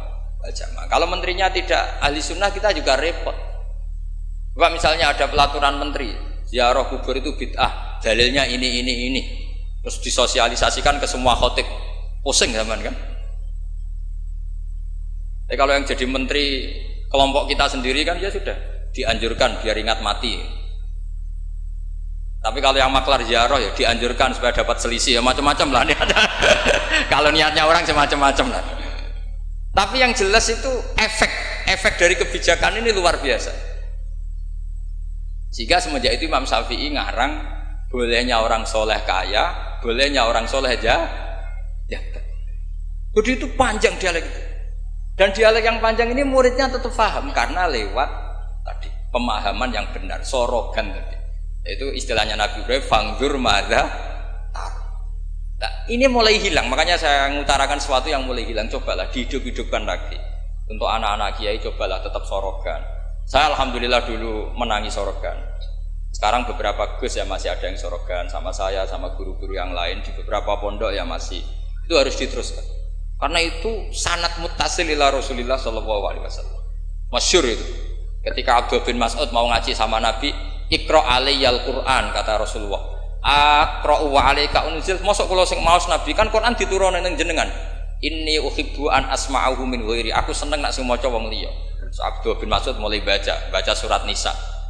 Baca sampai ayat fa kaifa idza ji'na min kulli ummatin bi syahidi wa ji'na bika ala haula'i syahida. Fa idzan ainahu tadrifan, terus Nabi nangis. Tapi intinya itu ada sanad bahwa murid yang baca. Nah, kenapa kalau saya ngaji PD? Mereka aku muji pangeran, saya tidak pernah mikir awakku, tak penting awakku, penting muji pangeran. Ngaji itu artinya kan muji pangeran, muji ilmune pangeran, ya sudah. Itu anakku itu dongo itu mikir awakmu dewe. Mulane dongo mbek ngaji ku derajate dhuwur, ngaji, mergo ngaji muji pangeran, nak dongo mikir awake dewe. Makanya masyhur itu ada dua kelompok di masjid, yang satu diskusi halal haram, yang satu berdoa. Nah, terus Nabi keluar dari rumah berdiri, sempat ragu, saya kemana? Terus akhirnya Nabi ngendikan mereka itu berdoa, kalau Allah mengabulkan ya disembadani. Tapi mereka belajar halal haram. Itu perintahnya Allah, saya sebagai Nabi. Terus akhirnya Nabi gabung kelompok yang belajar halal haram. Karena belajar halal haram artinya ingin menghidupkan hukumnya Allah Ta'ala. Tapi nak wong dongo kepinginnya iku kabul kajati. Intinya mikir awake dewi. Makanya saya termasuk ulama yang jarang berdoa. Tapi ya berdoa tapi kadang-kadang. Nah kowe kan gak kontribusi ning agama ora pati ya ndonga. Oh dasar murahan. Ya tapi piye mulang yo ora payu. Jadi kadang-kadang kula dibantah. Lah jenengan mulangi payu Gus. Lah kula ora payu, ndonga-ndonga ngono. Ya tapi aku ngerti pangeran ra bakal nyembadani barno ra wis. Pangeran yo paling ya sedikit sidik ngono cukup wong. Kalau termasuk orang yang enggak setuju ya kalau orang sholawatan terus berlebihan tapi khidmah ini Nabi kurang. Maksudnya gini loh, sholawatan berlebihan ya. Redaksi sholawat tentang Nabi itu kecil. Bukan sholawat jumlahnya enggak. Redaksi tentang Nabi itu kecil, sementara tentang keinginannya itu saya tidak suka. Saya suka sholawatan itu ya yang nyifati Nabi banyak, kemudian keinginannya kecil. Itu bagus. Kayak Ihya itu loh, kayak Ihya Abdul Hasan As-Sadili itu kalau dongo itu jaluke mau swidik paling baris paling terakhir. Misalnya gini, nahmaduka ya man huwa la ilaha illa anta arrahmanur rahim itu langsung in sampai nyifati Allah itu 99. Buar ngono nganti berkuras-kuras. Lagi terakhir mau jaluk dongo sithik. Nah kowe kan enggak muni muji Allah mau basa-basi tok. Alhamdulillah rabbil alamin wassalatu wassalamu ala Muhammadin. Monggo syarat tok. Baru ke Allahumma inna nas'aluka nganti telung lari. Telung halaman. Tapi pas muji pangeran, alhamdulillah rabbil alamin wassalatu wassalamu ala Muhammadin. Bariku terus dongo njaluk mapan, tolak buala. Yo wajeng. Mana jare pangeran? Muji kekasihku suwi dik dongane kecangkeman. Lah saya tuh gak suka jenis itu. Harusnya sholawatnya itu yang panjang. Maksudnya nyifati Nabi yang panjang. Baru mintanya sedikit. Itu bagus itu. Di akhlak. Makanya saya di antara sholawat yang senang itu sholawatnya Habib Ali Al-Habsyi yang arang Simtutur. Itu kalau beliau baca sholawat itu sholatan yattasilu biha ruhul musolli alaihi bi. Fayam basitu fi qalbi sirru nuri ta'alluqi bi wa hubbi. Wa yuktabu biha bi inayatillahi ta'ala fi hisbi. Jadi dia baca sholawat itu, ya Allah berikan sholawat kepada kekasihmu Muhammad. Dengan sholawat ini rohnya saya, musolli itu rohnya saya yang membaca sholawat, bisa sambung dengan rohnya Rasulullah. Dan setelah sambung saya terhitung sebagai orang yang mencintai Rasulullah. Dan saya berharap dari cinta itu saya tertulis sebagai umatnya. Nah, aku kan enggak mau sholawat itu mau saya termasuk orang yang enggak saya loh ya. Tapi ya tetap baik dibanding nganggo primbon ya satu sholawatan ya. Tapi boleh punya etika lah dengan Rasulullah itu. Boleh kalau dungo nyifati Nabi yang banyak, ya baru keinginan. Kan banyak tuh sholawat yang seperti yang saya misalnya di kitabnya Sayyid Muhammad ada. Allahumma sholli ala sayyidina Muhammad nuri kalam alladzi. Wah nyifati Nabi itu sampai panjang lebar baru menceritakan hajat. Kalau kamu kan enggak nyifati Nabi basa-basi, mau sidik kan. Malah kadang orang misalnya ala Muhammad. Kok ala Muhammad muni Sayyidina aja disoal. Baru kutungannya apa? Panjang. Saya termasuk yang enggak setuju. Karena itu menurut saya kurang etika. Makanya Rasulullah itu kalau berdoa, kalau sudah nyifati Allah, coba tak beri satu contoh saja. Doanya Nabi. Alhamdulillah hamda yuwafi ni'amahu wa yukafi'u mazida ya Rabbana lakal hamdu kama yanbaghi li jalali wajhika 'azimi sultanik. La nuqsi sana'an 'alaika anta kama asnaita 'ala nafsik. Itu sudah berapa itu nyifatinya? Itu belum doanya tuh. Nah, kamu kan enggak. Allahumma alhamdulillahirabbil alamin Allahumma ya Allah di hajati sus gremeng titik seramu tuh tenan jen gak bakat wali nah cara kula iku sisen dene kula yo sering ngamini dongane wong ngono niku tapi ning atiku amin maksudnya amin barno mawon Gusti nanti aku amin tapi amin ku barno mawon Gusti wong ora jelas ngono berarti. Jadi aku muni amin tapi amin barno maksudnya. Ya Allah barno amin maksudnya. Jadi karena tadi setahu saya doanya para nabi, para wali itu memang seperti itu. Ya coba itulah doa tadi aja yang saya sebut itu berapa kalimatnya? Apa? Alhamdulillah hamda yuwafi ni'amahu wa yukafi mazida ya Rabbana lakal hamdu kaya pembaik di jalali wajhika azimi sultani la nuqsi sana'an 'alaika anta kama asnaita 'ala. Enggak terhitung pujian saya kepada engkau sebanyak engkau memuji pada diri engkau sendiri. Allahumma inni a'udzu biridhoka min sakhatika fi mu'afatika min uqubatika wa bika minkal. Allahumma sholli bi haqqi jabarutika wa bi khawsika kan panjang sekali doanya wali-wali itu tapi semuanya mensifati Allah. Bahkan banyak yang kemudian lupa enggak doa. Coba haji, doa haji itu coba.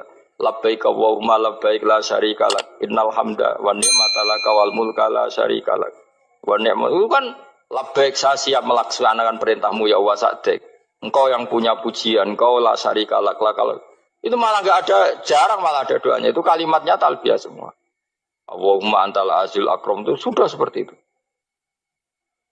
karena tadi al-mu'min yashghaluhu sana 'ala Allah min ayyakuna li nafsihi dzakiran. Mukmin sejati adalah sibuk memuja Allah sampai lupa jatah dirinya sendiri. Nah, kowe kan gak mujine Allah basa-basi, dongane tenan. Itu jadi makhluk aneh gitu. Dadi hubungan mbek pangeran niku wong aneh. Ya tapi jen ra bakat wali ngono iku dadine ngono iku. Ya tok ngono kok mari wali kakean malah gak elit. Jadi, tapi saya mohon itu di sholawat itu usahakan jumlah paling enggak jumlah sholawatnya banyak doanya sedikit paling enggak misalnya kamu tidak punya kalimat yang apa baik ya mau sholawat ping 100 itu gak ada salah biar guling-gilingan apa kita menyebut kekasihnya Allah lebih banyak ketimbang kita menyebut hajat kita sendiri ya gitulah paling enggak punya etika seperti itu ya kalau kamu enggak punya segot-segot sing keren bacalah sholawat berapa 100 terus cerita awam Gusti utang kula kathah. Mengke ra jawab wis roh.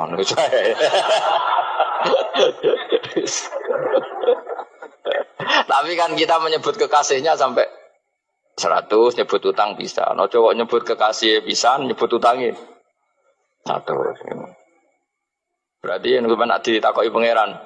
Kowe nyebut kekasih wong pira pisan, nyebut utang 100 dasar ra utang ngono kan. Ya ada, saya termasuk orang yang nggak setuju tadi. Jadi kalau redaksi sholawat cari yang mujinya Nabi lebih lebih banyak. Karena itu nanti lebih diridhoi Allah Taala.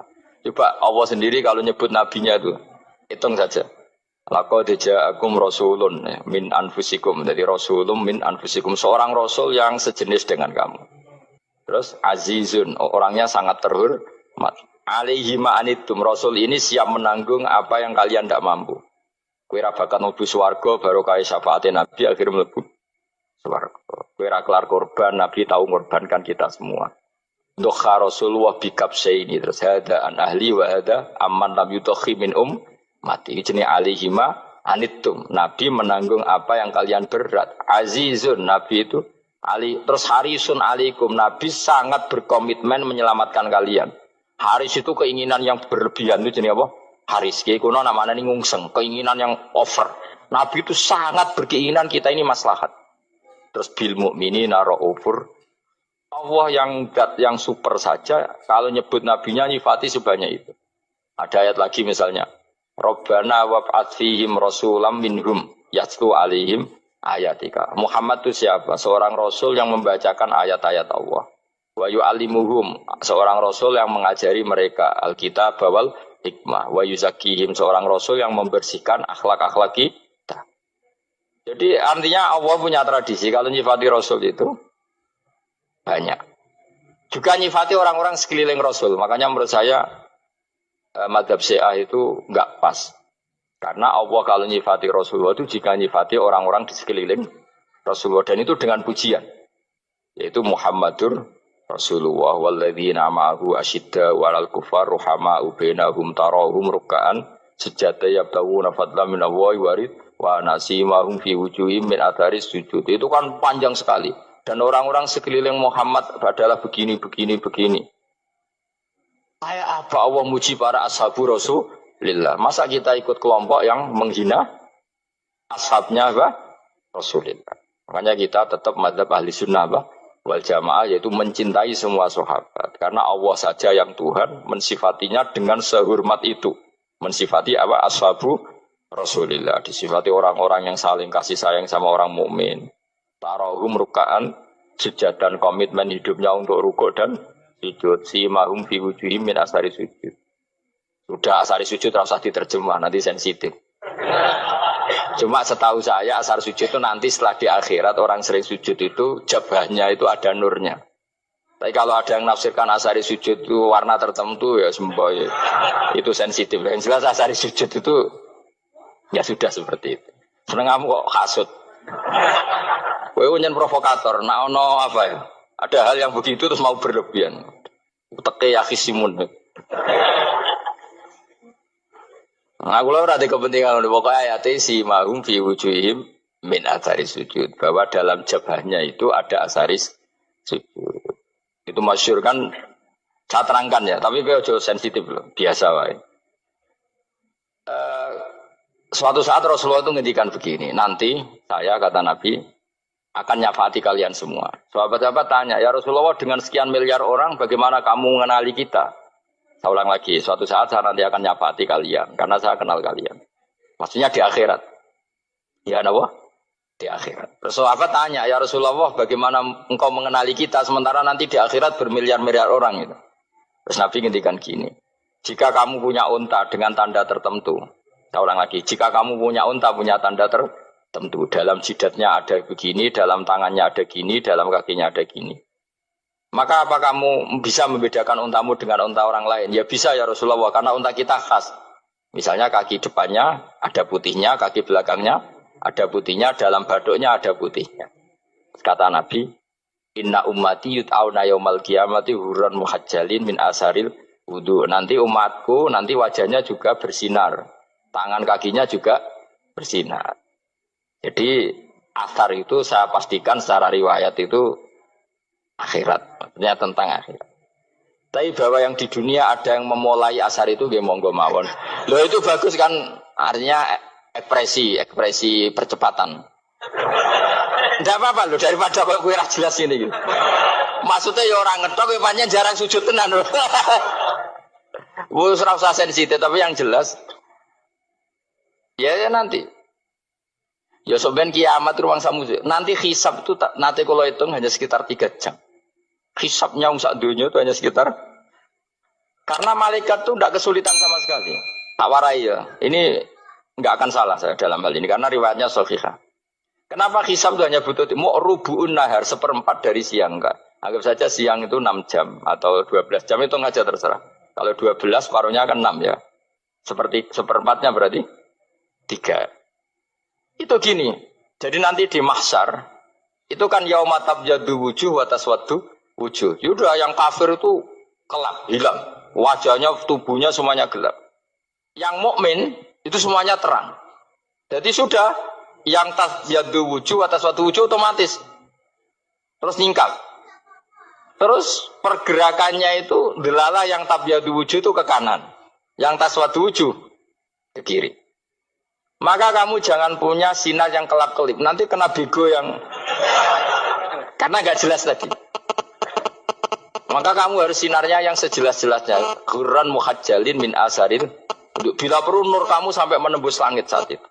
Makanya ketika orang mukmin sudah nurnya ada di muka, ada di tangan, masih ngendikan Rabbana atmim lana Nurona karena takut masih kena bigo tadi. Karena kalau hanya wudhu tok, sikil tok kan, bayangkan di miliaran orang kan bisa agak kelihatan. Tapi kalau nurnya sampai nembus langit kan, itu siapa kok nurnya sampai, kan malaikat langsung tahu. Lani hafal Quran, alim kan insya Allah nurnya itu. Sama zaman itu masih berdoa, Rabbana atmim lana, sempurnakan nur kami.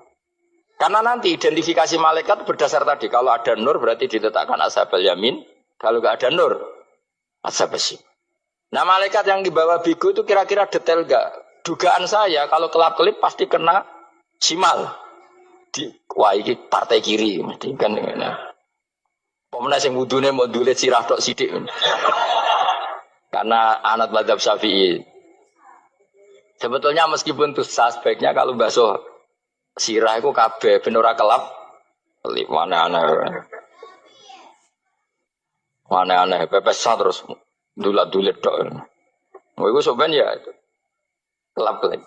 Ya sudah ya. Setelah itu kata ngendikane pangeran yu'raful mujrimuna bisimahum fayukhadu bin nawasi wal aqdam. Orang-orang pendosa kelihatan maka diletakkan di kiri. Nah sama yang orang-orang baik simahum fi wujuhim min asaris. Jadi ayat itu jelas tentang akhirat. Tapi kira usah terus merovokasi. Seneng kok ya khisimun maksudnya provokator gitu. Jadi nanti yang mukmin jelas nurnya. Lah nur ini nanti dengan kadar iman kamu, perilaku kamu. Ada yang kelap-kelip, ada yang... Nah yang kelap-kelip ini orang kena bigo itu tadi. Nanti setelah kena bigo ikut ashabis simal, yang kelap-kelip disortir lagi malaikat yang bagian detail kan ada nanti. Nah ini terus ditubir neraka. Yang kafir benar-benar neraka, yang ini ditubir neraka. Nah, itu nanti ini yang ngel-ngelo Kanjeng Nabi digoleki ya ini itu. Mana sakit Kanjeng Nabi, mana ono kiai soleh darani, nah iso soleh dewi sakit Nabi mereka terus goleki ndi umatku sing kelap-kelip itu. Dicari di syafaat. Ya, imma langsung dituruti Allah, wa imma diumbasik ning neraka. Ya terserah rencanamu piye kon aku kowe.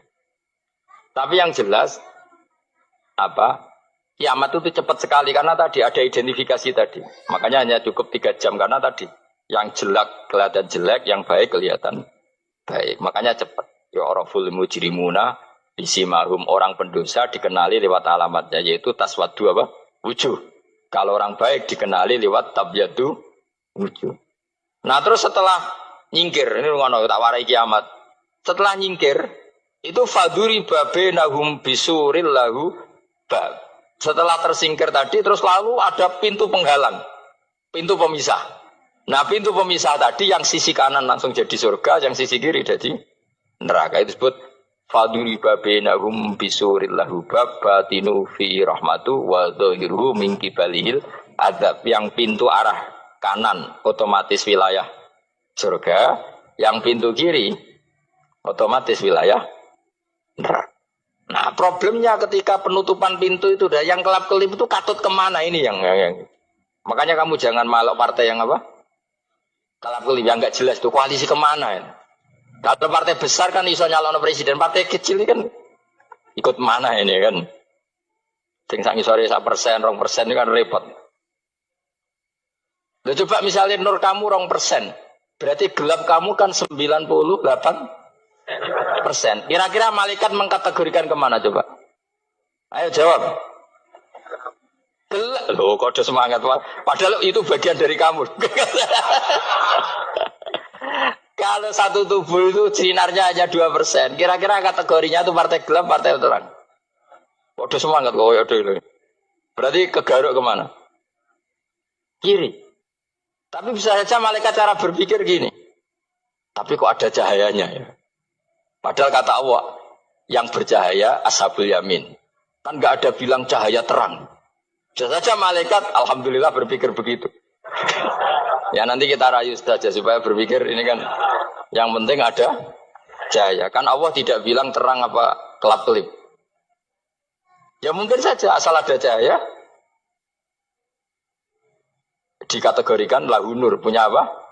Nur. Tapi yang jelas saat itu pun yang sudah punya cahaya masih berdoa Rabbana atsmim lana nurona. Ya Allah saya mohon sekali nur-nur kami sempurna.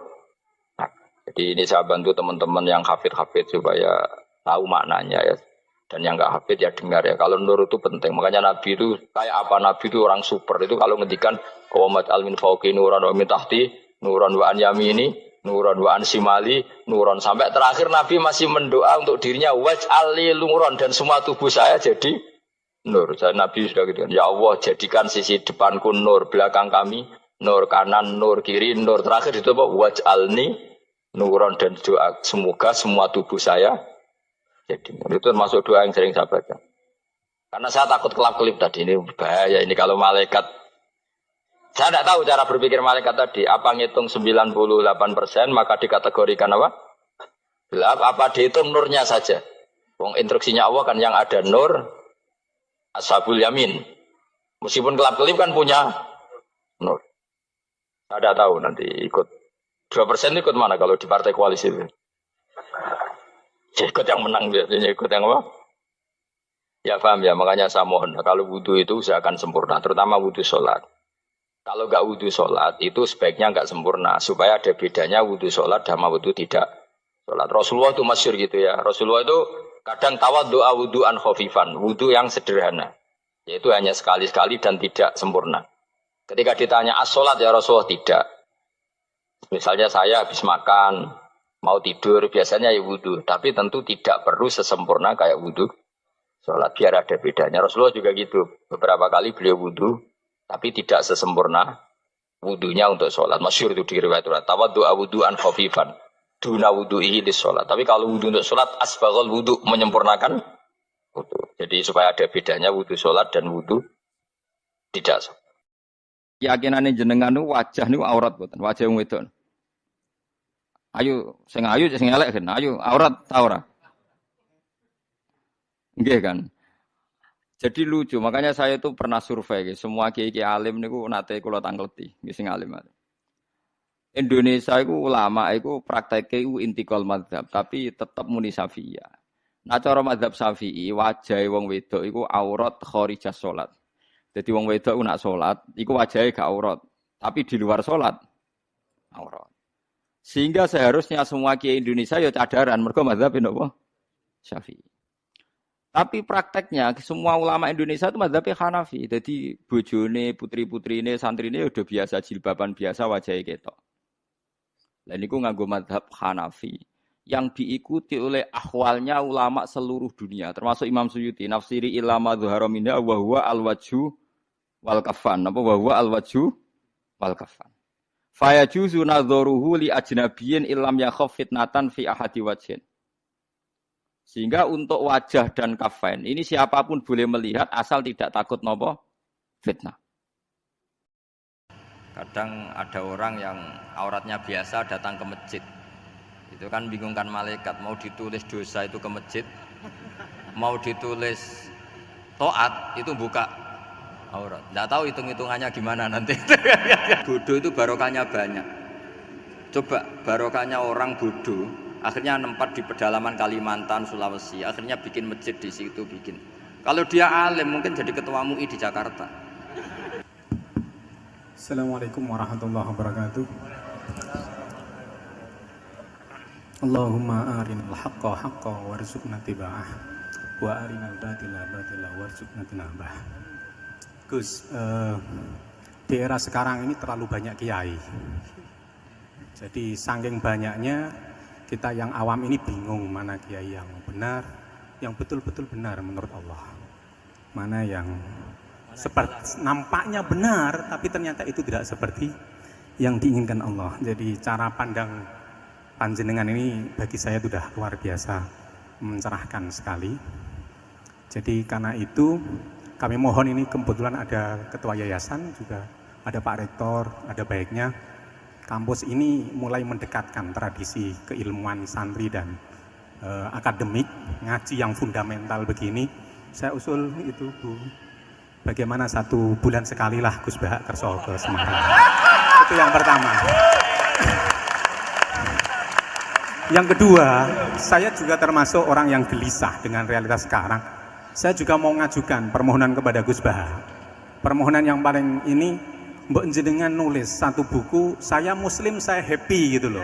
Ini kayaknya pas banget ini. Jadi ben ora ketok kok serius banget beragama saiki iki abot banget gitu. Itu yang ketiga, ini penting sekali bagi kita orang-orang tua.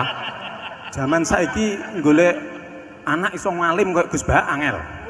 Jadi saya ingin tolong Gus Bahak ceritakan sejujur-jujurnya bagaimana orang tua jenengan didik sejak kecil sampai iso koyo sampean sakniki. Cekap saya kira. Assalamualaikum warahmatullahi wabarakatuh.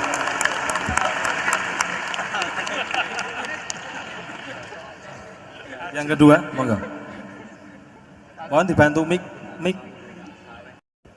Assalamualaikum warahmatullahi wabarakatuh. Gus Bahak, kula badhe tangkret. Jangan kayak ini ya.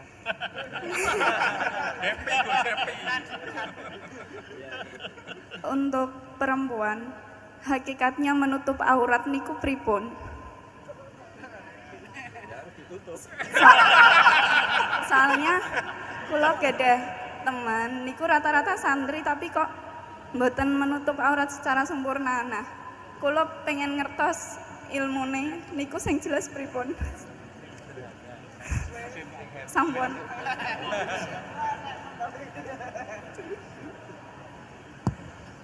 Ini sudah normal ya, pakai ini aja. Ini jawab yang Mbak dulu yang gampang gitu. Ya yang jelas itu satrul aurat itu ada yang fisik ya, kayak menutup aurat dalam mazhab Syafi'i kita tahu auratul mar'ah fis sholat itu ada pengecualian ilal wajah wal kafen. Tapi kalau kharijah sholat adalah jami'u badaniha dalam mazhab Syafi'i. Tapi dalam sebagian ulama mengatakan ilal wajah wal kafen tetap termasuk istisna di luar sholat.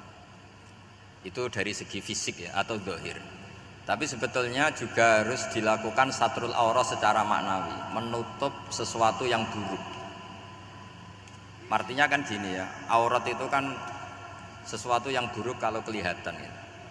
Sehingga misalnya kasus di beberapa negara mungkin fisiknya sudah benar ditutupin tapi mungkin tetap maksiat.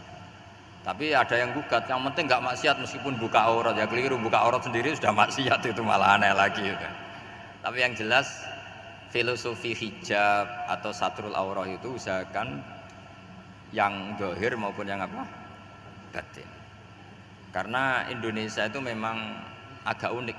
Saya sering ketemu peneliti dari beberapa negara, meneliti Indonesia itu paling pusing. Kadang ada orang yang auratnya biasa datang ke masjid, itu kan bingungkan malaikat, mau ditulis dosa itu ke masjid, mau ditulis toat itu buka aurat. Nggak tahu hitung-hitungannya gimana nanti. Tapi memang ya sudah seperti itu. Yang jelas standar aurat ya kita tutupin sesuai standar mazhab Syafi'i maupun mengikuti yang tidak apa Syafi'i. Tapi filosofinya juga harus kita ikutin. Jadi dua-duanya harus kita ikutin sebagai perintah, bukan sebagai syarat. Itu beda loh, perintah sama syarat itu. Sebagai perintah, bukan sebagai syarat. Kalau sebagai syarat itu begini, syaratnya orang Islam tuh harus nutupi aurat begini-begini. Nanti kalau yang enggak gitu dianggap tidak Islam, itu menjadi ekstrim. Tapi kalau sifatnya perintah, ya perintah saja. Yang enggak melakukan paling banter dianggap fasikoh atau tidak solihah, tapi tidak sampai menjadi keluar dari Islam. Ya jadi gitu ya. Jadi karena apa ya? Ya sudah seperti itu. Obsesi kita tentu ingin kesolehan. Ingin kesolehan sebagai perintah, saya ulang lagi. Jangan biasakan kalau ada aturan itu sebagai syarat. Misalnya gini, kowe nak ora alim ra anakku, itu bahaya. Mosok ora alim terus ora anakku, karena rata-rata orang itu udah alim gitu. Nanti terputus dari bapaknya semua. Tapi hanya sifatnya perintah. Perintahnya seorang bapak ke kita supaya alim. Makanya ulama mengatakan perintahnya Allah. Perintah itu lebih rileks daripada disebut syarat. Karena syarat sekali nggak memenuhi menjadi ndak. Makanya Said Muhammad kalau ngarang kitab sering wajibat itu lebih ringan ketimbang apa? Syarat.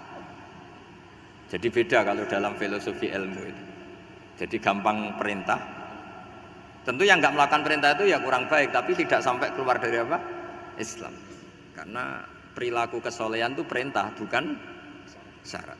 Sehingga Nabi nanti ngendikan beberapa yang masyhur itu kan syafaati li ahlil kabair min ummati. Meskipun umatnya yang enggak benar ya tetap diaku sebagai umat. Jadi beda perintahnya Nabi sih semuanya kalau bisa soleh. Harus bisa soleh. Tapi tetap ini sifatnya perintah bukan syarat. Enggak bisa kamu mengatakan syaratnya orang Islam itu dalam beraurat begini, syaratnya soleh enggak pernah maksiat. Memangnya Nabi enggak pernah maksiat. Ya saya kira demikian ya, cukup ya. Lah kalau ini resikonya dia seneng saya, makanya bagus dia tidak seneng saya, jadi enggak. Jadi ini kalau seneng saya malah ngatur-ngatur gini. Ya. Terus soal ngaji di sini tiap bulan itu jelas tidak satu rutin karena kalau sampean sopan di mana-mana ngaji itu datang ke kiainya.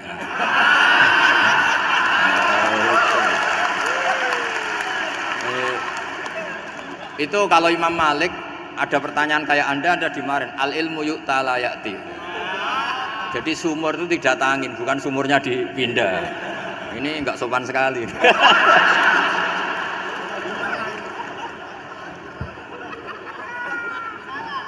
Terus menyangkut orang tua, kenapa saya alim? Itu juga enggak boleh dijawab. Rata-rata orang itu udah alim, masa orang tua seluruh Indonesia salah? Itu ada hikmahnya sendiri. Saya kali-kali ngaji, bodoh itu barokahnya banyak. Coba barokahnya orang bodoh, akhirnya nempat di pedalaman Kalimantan, Sulawesi, akhirnya bikin masjid di situ bikin. Kalau dia alim mungkin jadi ketua MUI di Jakarta, nggak akan punya desa binaan. Jadi Allah mendesain ini sudah sempurna, sudah tidak usah protes, sudah begitu aja. Coba ada orang alim alamah, kira-kira itu kan nggak akan di pedalaman Kalimantan, Sulawesi. Barokahnya santri rodok bodoh itu akhirnya kerja di dalam hutan, kerja di kampung-kampung. Akhirnya agama ada di mana? Kalau pinter semua di Unisula semua jadi rektor nanti. Jadi Allah mendesain ini sudah baik, tidak usah dipaksakan sesuai versi kamu, nggak usah. Jadi ya sudah, memang seperti itu. Jadi dulu zaman sahabat itu saya cerita sedikit. Nabi itu kalau muji Madinah itu sundel langit, kalau muji Mekah ya sundel langit. Tapi Sayyidina Ali keluar ke Kufah. Sayyidina Ali itu akhirnya pindah ke Kufah, ke Najaf. Karena pikirannya Sayyidina Ali, Mekah Madinah hanya baik secara bukah, secara tanah.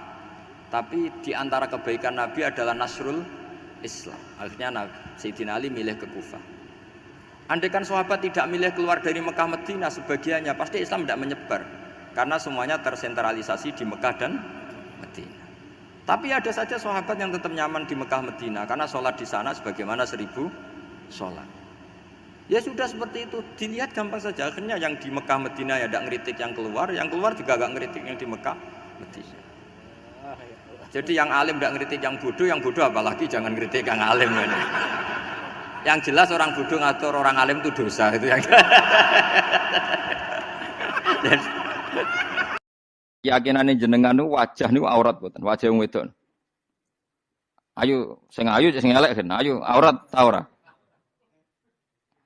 Nggih kan. Jadi lucu, makanya saya itu pernah survei semua kiai-kiai alim niku nate kula tangkleti, nggih sing alim. Indonesia iku ulama iku prakteke iku intikal madzhab, tapi tetep muni Syafi'iyah. Nah cara madzhab Syafi'i wajahe wong wedok iku aurat kharijah salat. Jadi wong wedok nak sholat, iku wajahnya gak aurat, tapi di luar sholat aurat. Sehingga seharusnya semua kiai Indonesia ya cadaran, mergo mazhab napa? Syafi'i.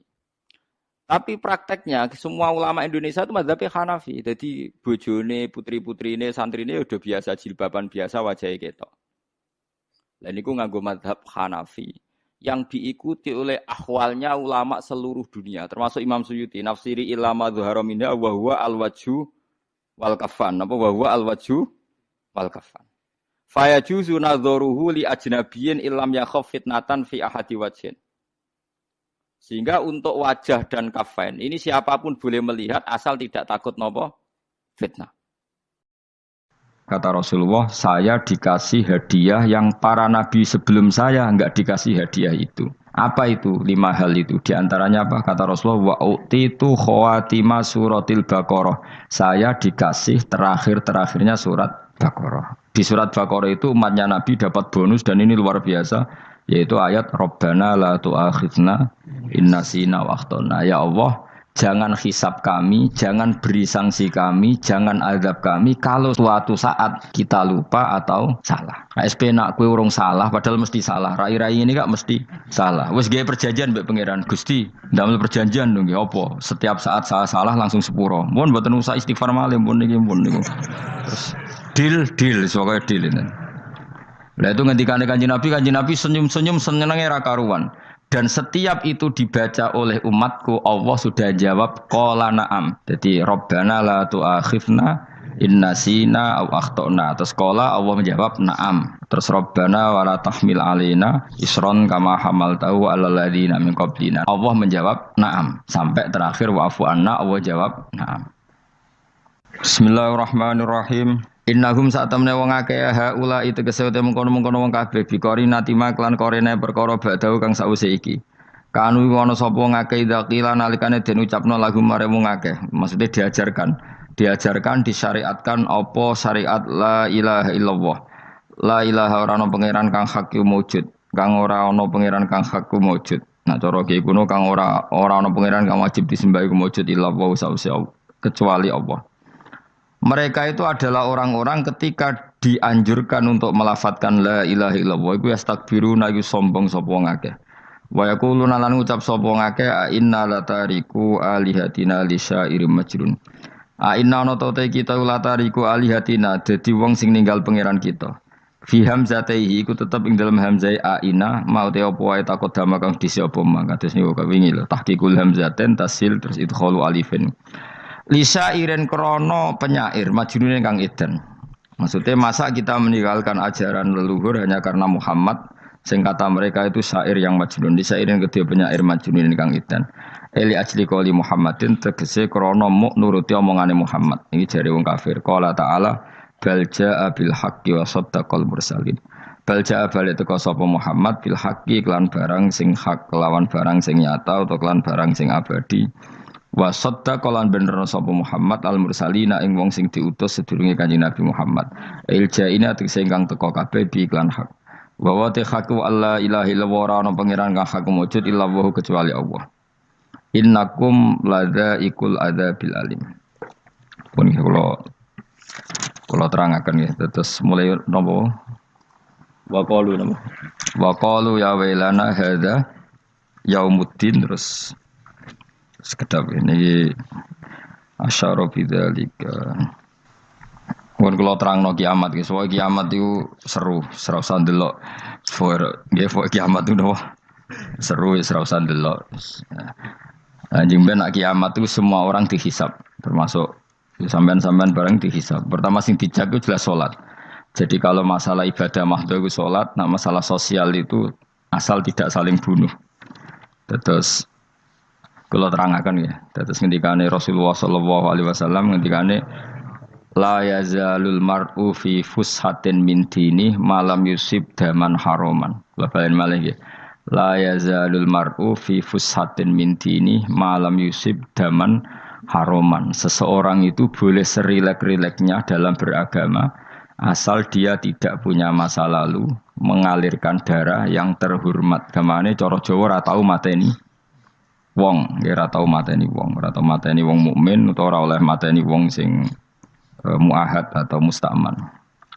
Ya ada aturannya lah. Jadi kalau sampean urip ora tau mateni wong iku wis cara beragama iku rileks karena fifus satin mintin.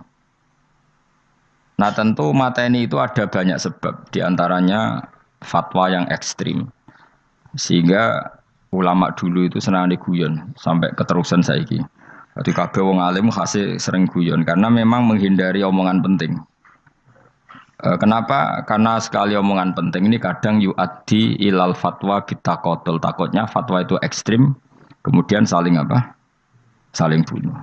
Sehingga masyhur itu ada pepatah bahwa statement ulama atau qalamul ulama, penanya ulama itu ahaddu minas sayf, lebih tajam ketimbang apa? Pedang, karena bisa menimbulkan macam-macam.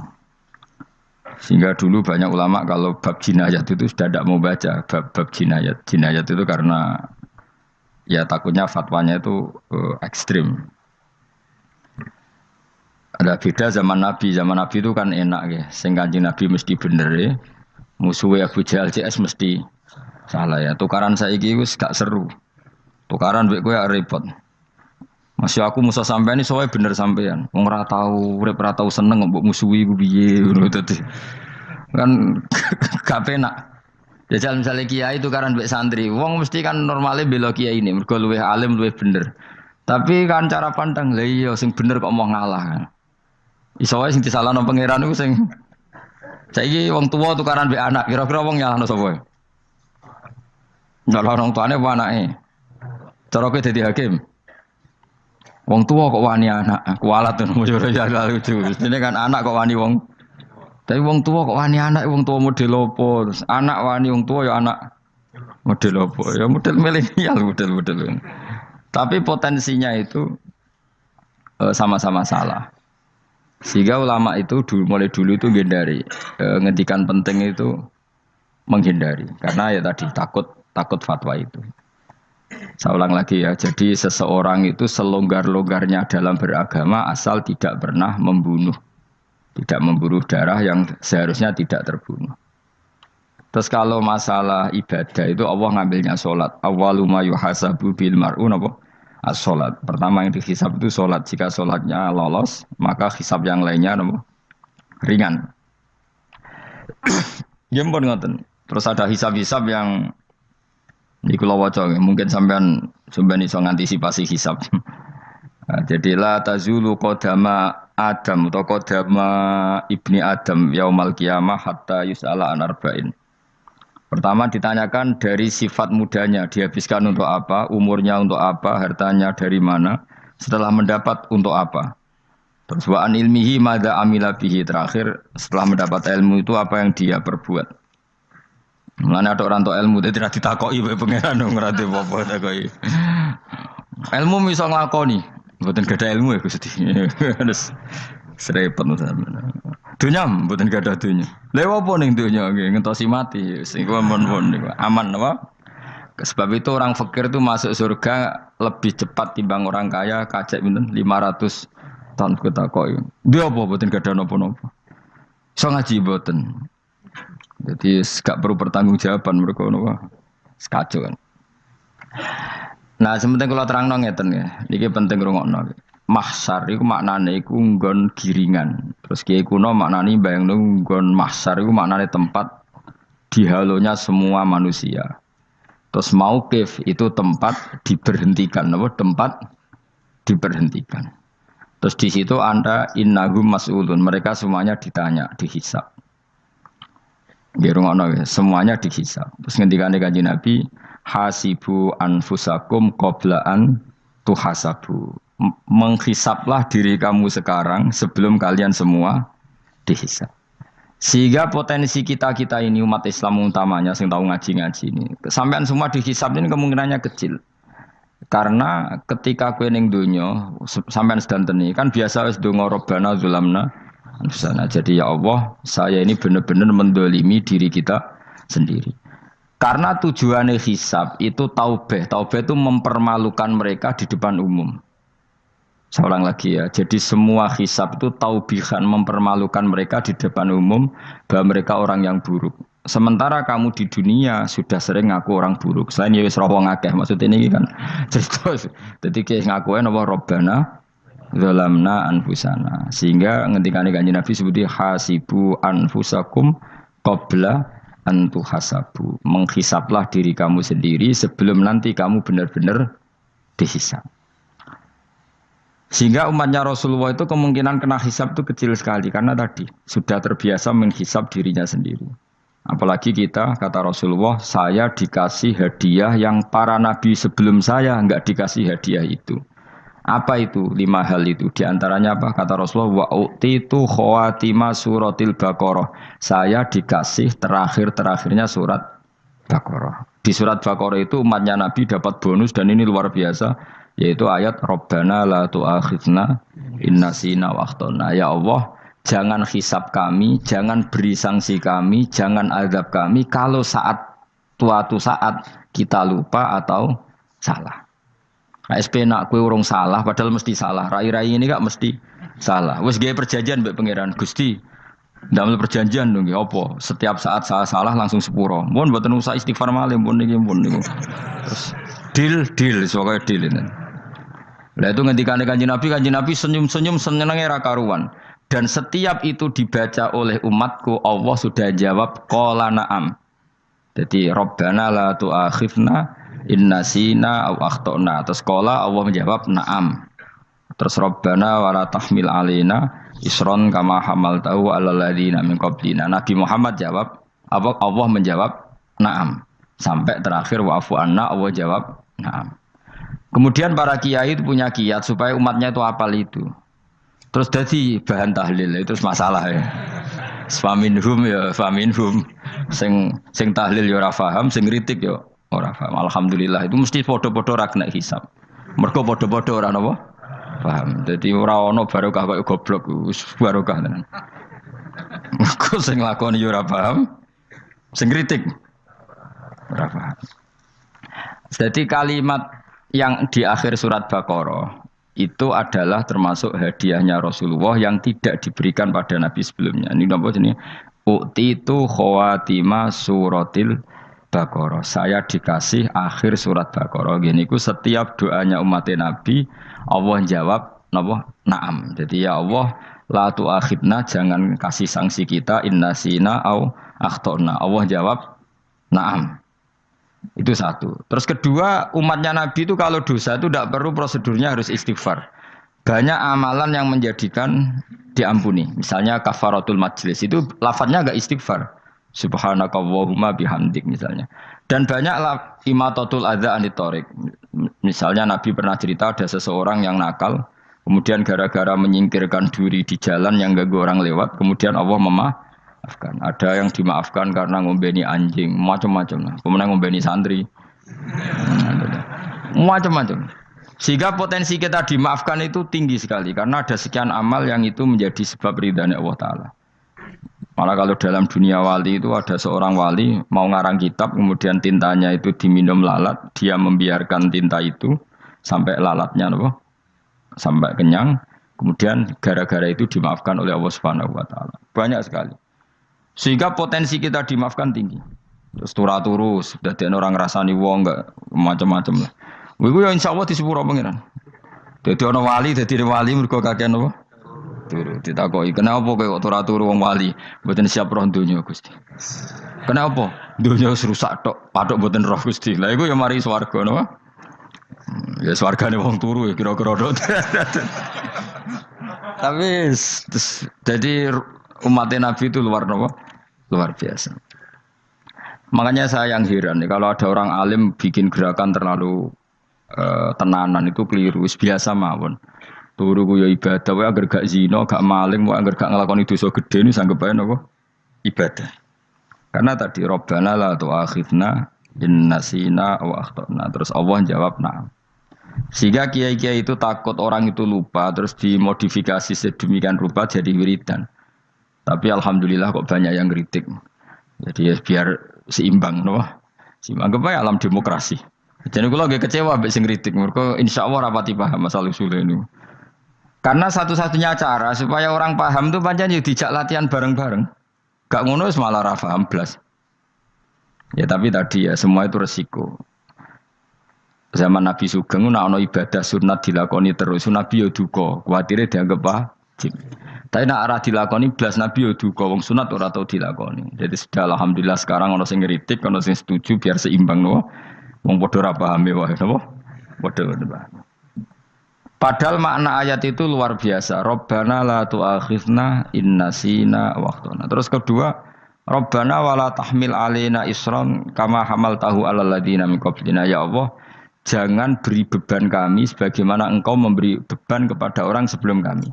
Dulu itu kalau ada orang yang salah, itu harus dibunuh oleh orang yang tidak salah. Liyaqtulal bari'u minkum al-mujrima. Supaya yang tidak salah membunuh yang salah. Sehingga ketika umatnya Nabi Musa menyembah anak sapi, ijel Apa kata Allah? Fatubu ila bari'ikum faqtulu anfusakum. Kamu syaratnya tobat harus saling membunuh, yaitu orang yang terbebas dari dosa itu membunuh yang tidak dosa. Masyhur itu. Terus Allah mengirimkan mendung yang pekat terus gelap. Ketika gelap itu yang al-bari yang enggak dosa mengeksekusi yang dosa. Sekarang kan enggak, paling tangkap KPK. Berarti penjara mulai juga sisa korupsi jaga. Jadi penak lah pokoknya zaman akhir itu penak. Pemenang saya KPK ini mulai disoal, jadi aman lah. Sebuah sing bener di aja nih ya sing bener ya pangeran. Misalnya rasa KPK lah nak takwa ya rasa korupsi. Kalau KPK dilemahkan nanti yang korupsi marah. Lah masih orang KPK lah nak di pangeran kan ya aman karena korupsi. Kowe aneh-aneh wae. Kowe wong mukmin kok bakas ngono. Kowe sementing iku nak kowe wedi pangeran kan ra usah polisi, ra usah KPK wis tetep ra usah dosa wong wedine mbek pangeran. Nah, kecuali ra usah pangeran ateis, lha iku masalah. Ya, tapi kan omongan ini gak populer, padahal bener. Nah, jadi karepmu ngene, terbebas korupsi nek ana KPK, urip makmur nek ana menteri kemakmuran. Pokoke kabeh kowe mbok gantungno pejabat negara. Mulane tau hitemu jeblok, sak jeblok-jebloke. Misalnya rasa sejahtera, saya menteri sosial harusnya gini-gini. Ngono korupsi salah KPK. Ngono ana keamanan salah polisi. Senengane nyalahno wong. Gue sekali-kali nganggo tauhid. Nah ana adab iku mergo dosa yang sudah kelewat. Ya tapi kan gak mungkin ngomong bernegara gitu. Tapi atas nama iman bahasa kita seperti itu. Kalau atas nama bernegara emang kita butuh polisi, butuh tentara, butuh KPK. Tapi atas nama iman ya tadi kalau kita diberi sanksi Allah itu rata-rata dari bima qaddamat yadaka itu pasti ada salah yang pernah Anda lakukan. Ya tapi sudahlah ini zaman sudah seperti ini. Sanut umumnya wong akeh. Kalau terang nomale masalah hisab ya. Hasibu anfusakum qabla an tuhasabu. Kamu menghisaplah diri kamu sebelum kamu dihisab. Misalnya saya sebagai ulama, tentu hisab terberat saya itu kitmanul ilmi, menyembunyikan apa? Ilmu. Karena ilmu kalau disembunyikan tuh bahaya sekali. Bayangkan di alam fisik. Misalnya ada orang berkebutuhan pada kemaksiatan, terus di situ ditulis bar, karaoke misalnya. Orang bisa ke sana karena ada tulisannya, ada WA-nya, ada alamatnya. Kemudian ketika Anda bisa Fathul Qorib, tidak ada tulisannya. Harusnya Anda juga nulis ahli Fathul Qorib, ahli Fathul Mu'in, nah, atau ahli Jaljalut, tulis saja. Ahli Primbon. Enggak apa-apa, tulis saja. Penerus Ronggo Warsito, tulis saja. Zaman gendeng, nara melok gendeng, rakeduman, tulis saja. Tapi barokahnya tulisan itu kan orang bisa tahu. Makanya kenapa banyak orang sufi yang sudah menyembunyikan diri warnanya nakal-nakal. Karena dia disalahkan Allah, karena menyembunyikan ilmu. Saya itu orang yang senang tertutup, kecuali masalah ilmu. Saya mau mengajar terbuka seperti ini. Karena tadi, awal dari dikenalinya kemakrufan adalah dimaklumatkan. Awal dari dikenalinya keburukan juga karena dimaklumatkan. Betapa celakanya kalau kemungkaran dimaklumatkan sementara kebenaran tidak dimaklumatkan. Makanya Mbah Mun itu sampai berfatwa, Mbah Mun guru saya itu. Nah ono masjid ora ono menarane Mbah Mun duka. Masjid kok ora ono menarane, wajib ono. Dulu saya iskal kenapa menara jadi wajib. Tapi setelah saya tambah angan-angan, secara fikih jelas tidak wajib. Tapi coba bayangkan, misalnya ada bar lampunya tinggi, orang dari jauh tahu itu bar. Sehingga kalau mau maksiat misalnya ingin ke sana. Sekarang misalnya masjid gak ada menara, ada orang ingin sholat, ada masjid tahu orang. Tapi baru kayak ada menaranya kan? Tahu. Intinya semua kebaikan itu harus dimanarohkan. Makanya manaroh itu dari kata nur. Dimenarakan, dari kata nur, dari kata dicahayakan, dimaklumatkan. Sehingga mulai dulu lama itu meskipun humul itu menyembunyikan diri. Tapi kalau masalah ilmu mereka membuka diri. Loh coba kalau misalnya ngaji seperti saya ini, saya tidak terang-terangan jadi orang alim. Sebetulnya nggak baik. Kalau kamu ujub, sombong, aku orang alim itu tidak baik. Tapi kalau kita kan tidak karena ujub tadi, harus memaklumatkan. Coba berapa bapak-bapak yang tertolong nyari bidan ketika istrinya hamil. Gara-gara tulisan karena yang nolong itu. Bidan. Ya kan? Dokter gigi. Atau kalau nggak dokter, ya ahli gigi. Ahli gigi itu yang dipasang tanpa medis itu. Ndak kamu menjadi tahu karena apa coba? Tulisan kan. Tapi kenapa kebaikan tidak seperti itu? Harusnya sampean ya tulis saja. Misalnya sampean enggak alim saja, maklar orang alim. Siap menyalurkan ke tempat-tempat orang alim. Coba TKI tenaga kerja itu. Mereka tahu Korea, Hongkong karena tulisan penyalur tenaga kerja. Tulis saja rumah kamu penyalur ke orang alim. Nanti antar kebeduan. Kalau ada orang tanya, maksudnya gimana? Kalau butuh orang alim, tak antarkan. Oh ya sudah, itu kalau se-Indonesia, itu luar biasa. Jadi yang ngajinya dulu Fathul Qorib sampai bab sholat itu saja. Ahli Fathul Qorib sampai bab sholat. Tulis saja dalam kurung pemahaman pas-pasan. Enggak apa-apa. Lo coba dokter itu kan fair. Kalau ilmunya pas-pasan tulis dokter umum. Kalau dia merasa pinter dokter spesialis. Dan itu menjadi orang tahu. Tulis saya kan ke ahli saraf. Nah. Loh buatan guyon itu betul. Makanya saya ini termasuk orang yang menyembunyikan diri. Tapi kalau bab ilmu enggak. Sehingga nyun saya tidak sombong banyak gus-gus alim yang ngaji saya Jamul Jame, ngaji Mahali. Padahal itu kitab tersulit di pondok. Tapi gara-gara saya sering cerita, saya pernah ngaji Jamul Jame sama Mbah Mun. Saya pernah mentakriri kitab ini. Ini banyak yang ngaji saya. Kalau tanpa itu kan mereka tidak tahu. Ya sampean enggak apa-apa kalau menyaingi saya. Tulis saja di rumah kamu ahli Jamul Jame. Barang diparani ahli apa? Ahli jilid. Maksudnya kalau kitab kamu rusak bawa sini. Ya enggak apa-apa. Nah, sehingga syarat utama jadi nabi itu sebetulnya memaklumatkan diri. Ya saya ulang lagi. Pertama nabi jadi nabi syaratnya apa? Memaklumatkan diri. Sehingga pertama beliau jadi nabi naik gunung Sofa, kemudian ya maksara Quraisyin halummu ilayya, wahai orang Quraisy ke sini. Terus Nabi mulai manggil satu-satu, ya Bani Abdi Amanaf ke sini, ya Bani Fihir ke sini terus. Saya ini adalah An-Nadhirul Mubin. Saya sekarang diangkat jadi nabi. Terus Abu Lahab marah-marah, tabban laka ya Muhammad alihada jama'tana. Muhammad kamu itu orang sial, kita enak-enakan tidur gara-gara kamu manggil kita datang, ternyata hanya untuk urusan seperti ini. Makanya terus ada tabat yada abi labi watab. Tapi yang iman kemudian tanya, Muhammad kalau kamu setelah jadi nabi, misinya apa? Saya diutus Allah untuk kamu menyembah Allah, tidak boleh menyekutukan Allah. Dan Allah memerintahkan kamu afaf. Afaf itu meninggalkan zina, meninggalkan maling, gini-gini. Coba kalau Nabi tidak memaklumatkan diri. Jadi Nabi seklunak-klunus. Ketemu wong monggo nggih. Ada temu dia nggih. Sengerti nak Nabi ku sapa? Sehingga orang-orang yang humul, yang menyembunyikan diri itu di bab ulama masalah besar itu. Karena ciri utama dosa adalah kitmanul ilm. Makanya Nabi sidik amanat tabligh fatona. Tabligh itu lawan katanya apa? Kitman. Makanya saya ngaji di mana-mana. Saya di Jakarta ngaji, di sini ngaji, di Pasuruan ngaji.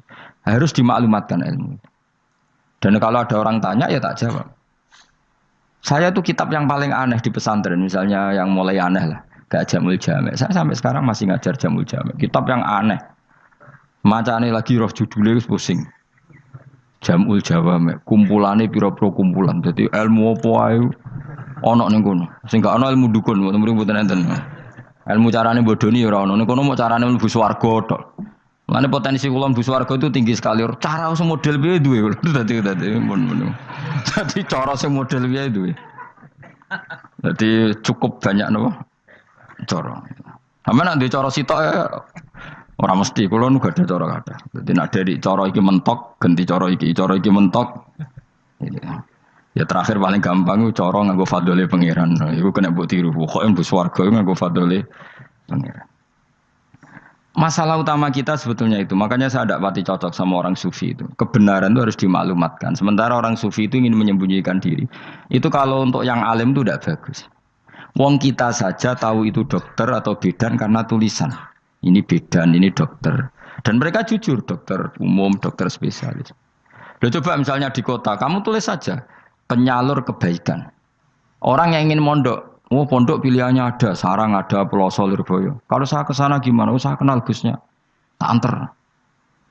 Wan keren, juga ada penyalur. Kalau orang bisa tersalurkan ke Korea, ke Korut, ke Jepang karena tulisan, kenapa tidak banyak orang tersalur kebaikan karena tulisan? Kowe ora mau klunak ora jelas.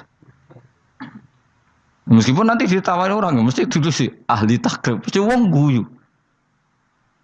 Ahli Fathul Qorib sampai bab sholat. Tulis saja jujur, maaf tapi hanya sampai bab sholat. Tulis saja, ada maafnya bareng, maaf tapi sampai bab sholat. Enggak apa-apa.